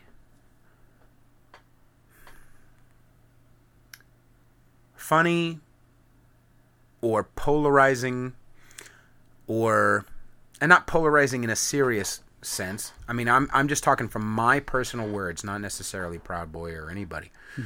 My shit would not be, I think, I think sometimes it's necessary to be said. I think sometimes saying fuck Antifa is necessary if they've earned that. You understand what I'm saying? Like, sure, yeah. I'll tell you what. Fuck, blocking the roads. Right? Yeah, that's how we got into this. But, I was defending the Proud Boys because they were letting people through when Antifa was trying to, and you said, but the Proud Boys, it's about race. No, I said it's about because they're conservative. They like order. That's why they were letting the cars through. Okay, but that obviously it's a joke. But you understand that I don't care whether they're Proud Boys or anybody. Right. God bless them for standing in the way. Even if a piece of them is like self-righteous about it and just wants to fight, fine, get in there. But get your ego jollies too. Clear the fucking road so that people can go to goddamn work. Right. Clear the fucking road so that adults can do adult shit and give these motherfuckers who have fuck capitalism stickers on their iPhones. Right. You understand? Yeah, but I mean, I think whether I'm not allowing white people through the intersection because I'm trying to white or black. They were just blocking cars. Anyway, continue. Yeah. Well, I some of the videos that I saw, they were not. Antifa wasn't allowing the white drivers through. Nice. But they were allowing the minorities through. Right. But if the Proud Boys go out of their way to like not be say, look, we're letting the black people through. Look at us, right? No. They weren't doing that. It's all fringe political I said black because one of the drivers that they were letting through was black. Okay. So I used that as an example because, hey, they're letting drivers through. Right. Oh, and by the way, they let a black person through, so it has nothing to do with race. Right. They let anybody. They just want motherfuckers. They just hate Antifa, mm-hmm. and they part of it is they just hate Antifa, and part of it was that they wanted to defend these people going to work. I also think when I watch these videos of Antifa versus whoever, it feels like LARPing. It feels like live action role playing. You know what I mean? Like it feels like these kids are just like, it's like paintball with consequences. You know what I mean? Like with some more physical consequences. That's it. But I think there might be a little LARPing on both sides, right? To some extent, and I'm down with that. I understand that. And that's not to say that what Antifa stands for is not important, or what the Proud Boys stand for is not important. I just think those energies could be better spent in other ways. Right. I think that they don't help each other. Yeah, right? And both of them are reactionary, but at the same time, I'm more on board with the Proud Boys because I've actually talked to them. Number one, they're more talk-toable. Number two, they have more. They have more of a head on their shoulders. Mm-hmm. They don't take. I mean, part of the Proud Boys rhetoric from the people that I've talked to and from is more about just dude shit. They may have certain political beliefs, but a lot of it is just like it's not that important.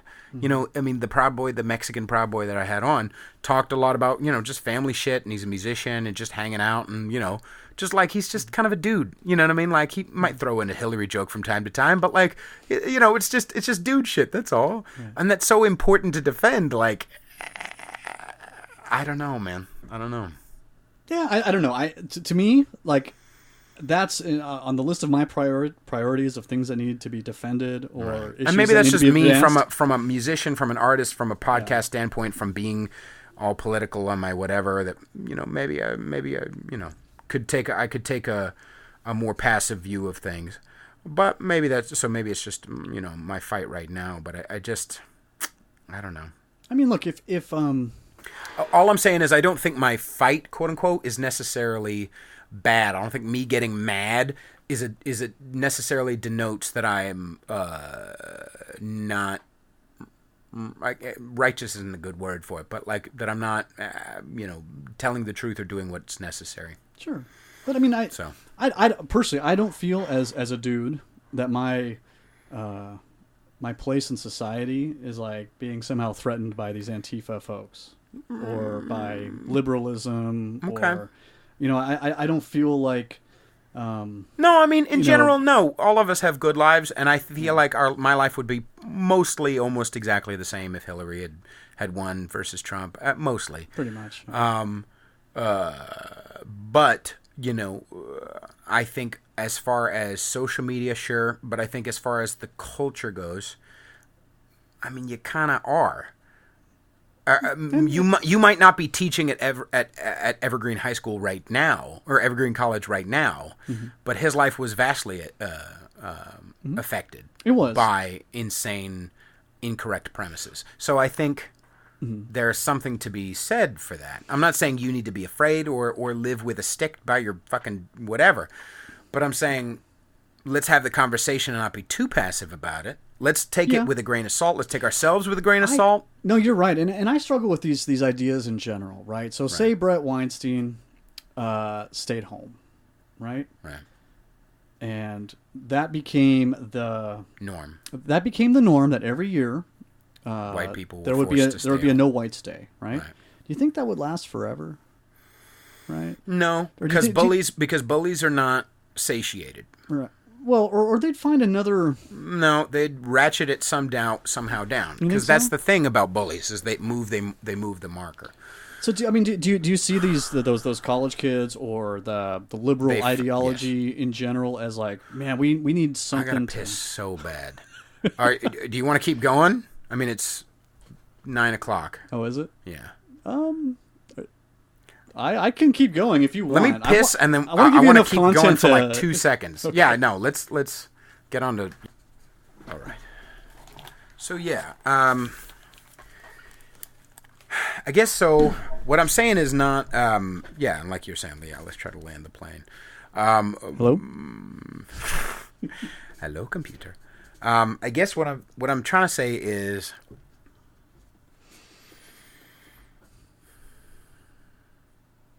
I think it's...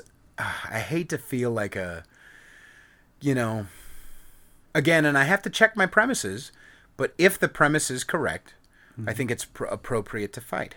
I think it's appropriate to defend. I think it's appropriate to get passionate and get mad if the premise is correct. Because again, I think that's kind of the only difference between me and... not the only difference. That's a bigger dick. But me and the Antifa boys is that I try to take myself with a grain of salt. And I even earlier, on this podcast, I was like, oh yeah, you're right about, so like I listen, I have the conversation, and I try to look at both sides. And I understand I'm a stupid human just like everybody else, and I'm just doing my best. Everybody's doing the best they can with what they got. And on a spiritual, on a real, on a touch-based level, not only are we all okay, but we're all doing the best we can with what we've got, and it's not that big a deal. But I think part of the way part of the natural order is for Antifa to do their thing.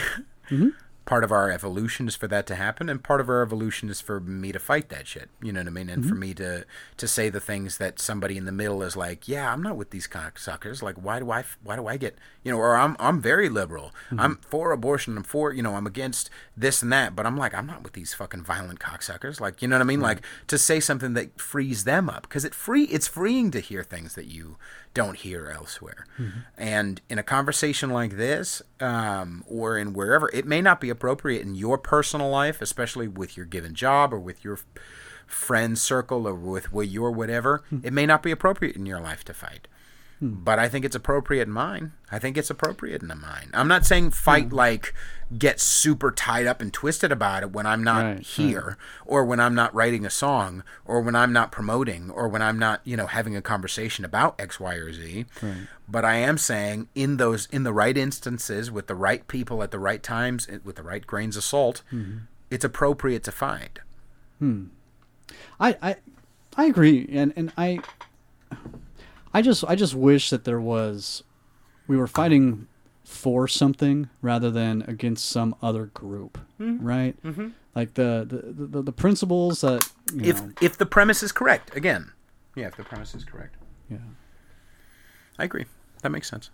I think part of the thing about the Proud Boys and about this LARPing idea is that it is very reactionary, and that if Antifa wasn't doing what they were doing, who knows, or if not just Antifa, but if people as crazy, I mean, they're an extreme example, but there are a lot more socially acceptable voices on the left. Let's just say that. Not necessarily that there's more Fox News than more whatever.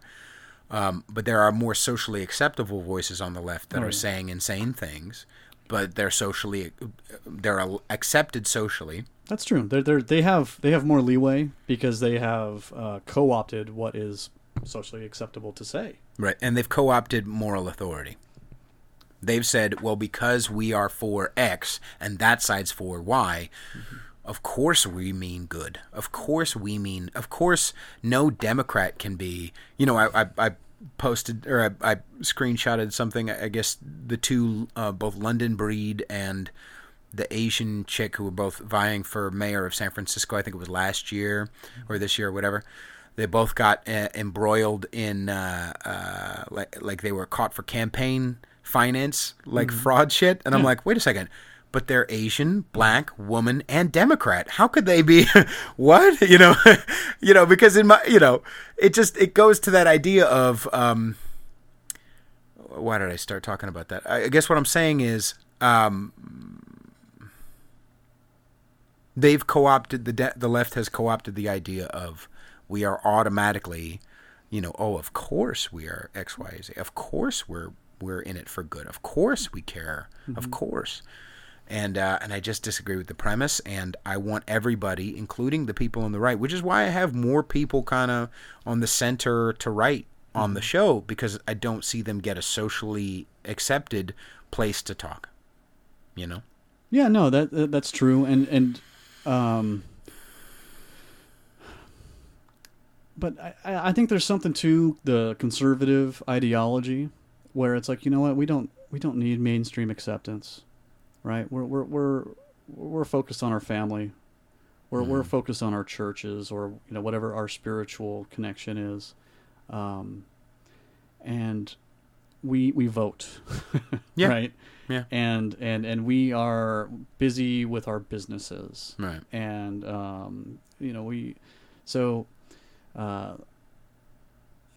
part of me thinks that by rallying against Antifa, right, fighting the LARPers, right, is actually there's LARPers on both sides, but yeah, but it's legitimizing it a little bit, right? If Antifa,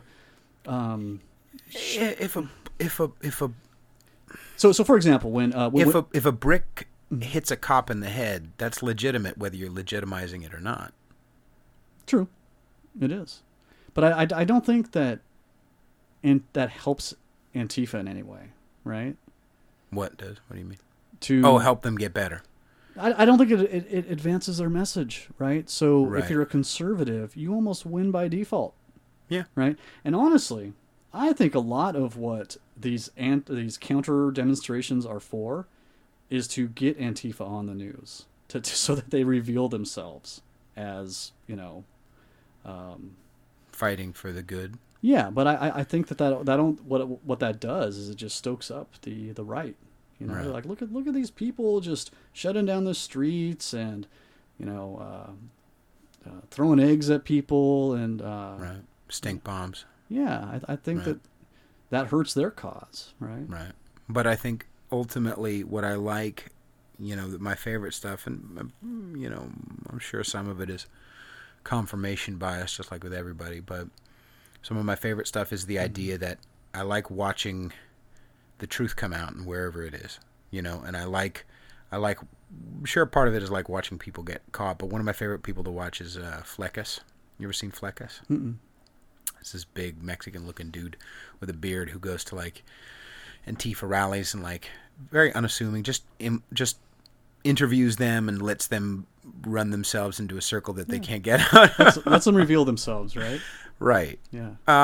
And 20 years ago, there was a lot more insanity on the right. 20 years ago, 25 years ago, I've talked about this. Mm-hmm. It was, although, Tipper Gore was technically, I think, a Democrat probably at that point, but it was the Christian conservatives going after Frank Zappa, going after Prince, going after, all these people, these evil lyricists, or cop killer going after Ice-T, right? Mm-hmm. It was these people saying, shut this down, it's affecting our youth, and they were they had more power, and they were insane and weren't able to take themselves with a grain of salt. But right. Now it's the left, and that just sold albums, right? That's what that anti, trying to shut it down. Right. It just sold more albums, right? And so that's pretty much what the left is doing. Is they're just selling more right albums by making us, people who are not 100% on the left, making us taboo, but also, God damn it, just let us fucking make shit. Just let us talk.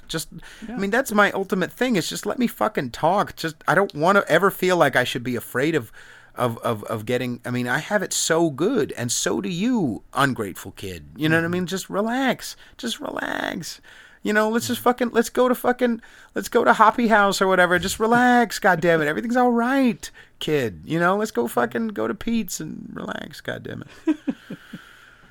So anyway, I guess, did we land the plane? I think we landed the plane. Yeah, I think so. Yeah. I think there were a few things you and I disagreed with, but I think we eventually squeezed it out. But I think it's more, maybe it's just the style you and I think in might be a little off, you know what I mean? Or maybe it's just the tired mood I'm in or something, but I don't think you and I disagree on things really. I don't feel like I need to dox you. Right. But no, be serious. But like, Yeah, I really don't think that you and I don't know. I feel like you and I are on the same page. I guess maybe about the fighting thing we're not. I don't know. Well, the type of person that I am, I'm going to probably take a day or two and reflect a little bit. Right. I'm Well, this comes out on Thursday, so. Okay. Right. So when I listen to it then, I'll be like, oh my God. I can't tell you how many times I've listened back to myself and said, shut the fuck up, Pete. Or shut the fuck up, guest. But anyway. At least I won't have to do any editing. That's good. You didn't say any of your friends' names or yeah, I didn't dox anyone. Right, break in any, fucking say you were fucking somebody you shouldn't have been fucking. But yeah. Thanks for coming on, man. Yeah, I guess you don't have me. anything to plug. No. Yeah, hopefully my thesis that I offered to you, that the popularity of sleep help podcasts is increasing. What do you mean sleep help? What the hell are you talking about? If you do a Google search on the Google Trends on searches for sleep help versus controversy, right? Sleep help is increasing. Controversy is not. Okay. So I think we might have increased your popularity on this one. Everything I do increases my popularity. I am about to rule with an iron fist. I'm going to be the next emperor of the United States. Well, I hope I've ingratiated myself. I'm gonna shave your head and fucking. I'm gonna keep that fucking weird beard. Us weird beards got to stick together. Thank you again, Austin, for coming on. Yeah. Ladies and gentlemen, go to patreon.com/conservatish. And follow me on Instagram at Peter_Feliciano. I'm on Facebook. I'm on YouTube, SoundCloud, blah, blah, blah, blah, blah, blah, blah, blah, blah. And, and I guess since I'm releasing this on Thursday, where will Pete be playing? Pete will be playing at... Not there. No, I'm not gonna. Oh, I'm gonna be in New York. I think I might be playing once in New York. But yeah, if you wanna do something while I'm in New York, or you want me to play at your something or other, let me know. I'll be in New York on November 8th through the 12th, and then I'll be playing at Duvin Wine Bar on November 16th in Oakland, Amelie Wine Bar at in San Francisco on Sunday the 18th, or Testarossa Winery on Friday, November 23rd in Los Gatos. So, anyway, love you all very much. Thank you very much, Austin. You're welcome. Thank you.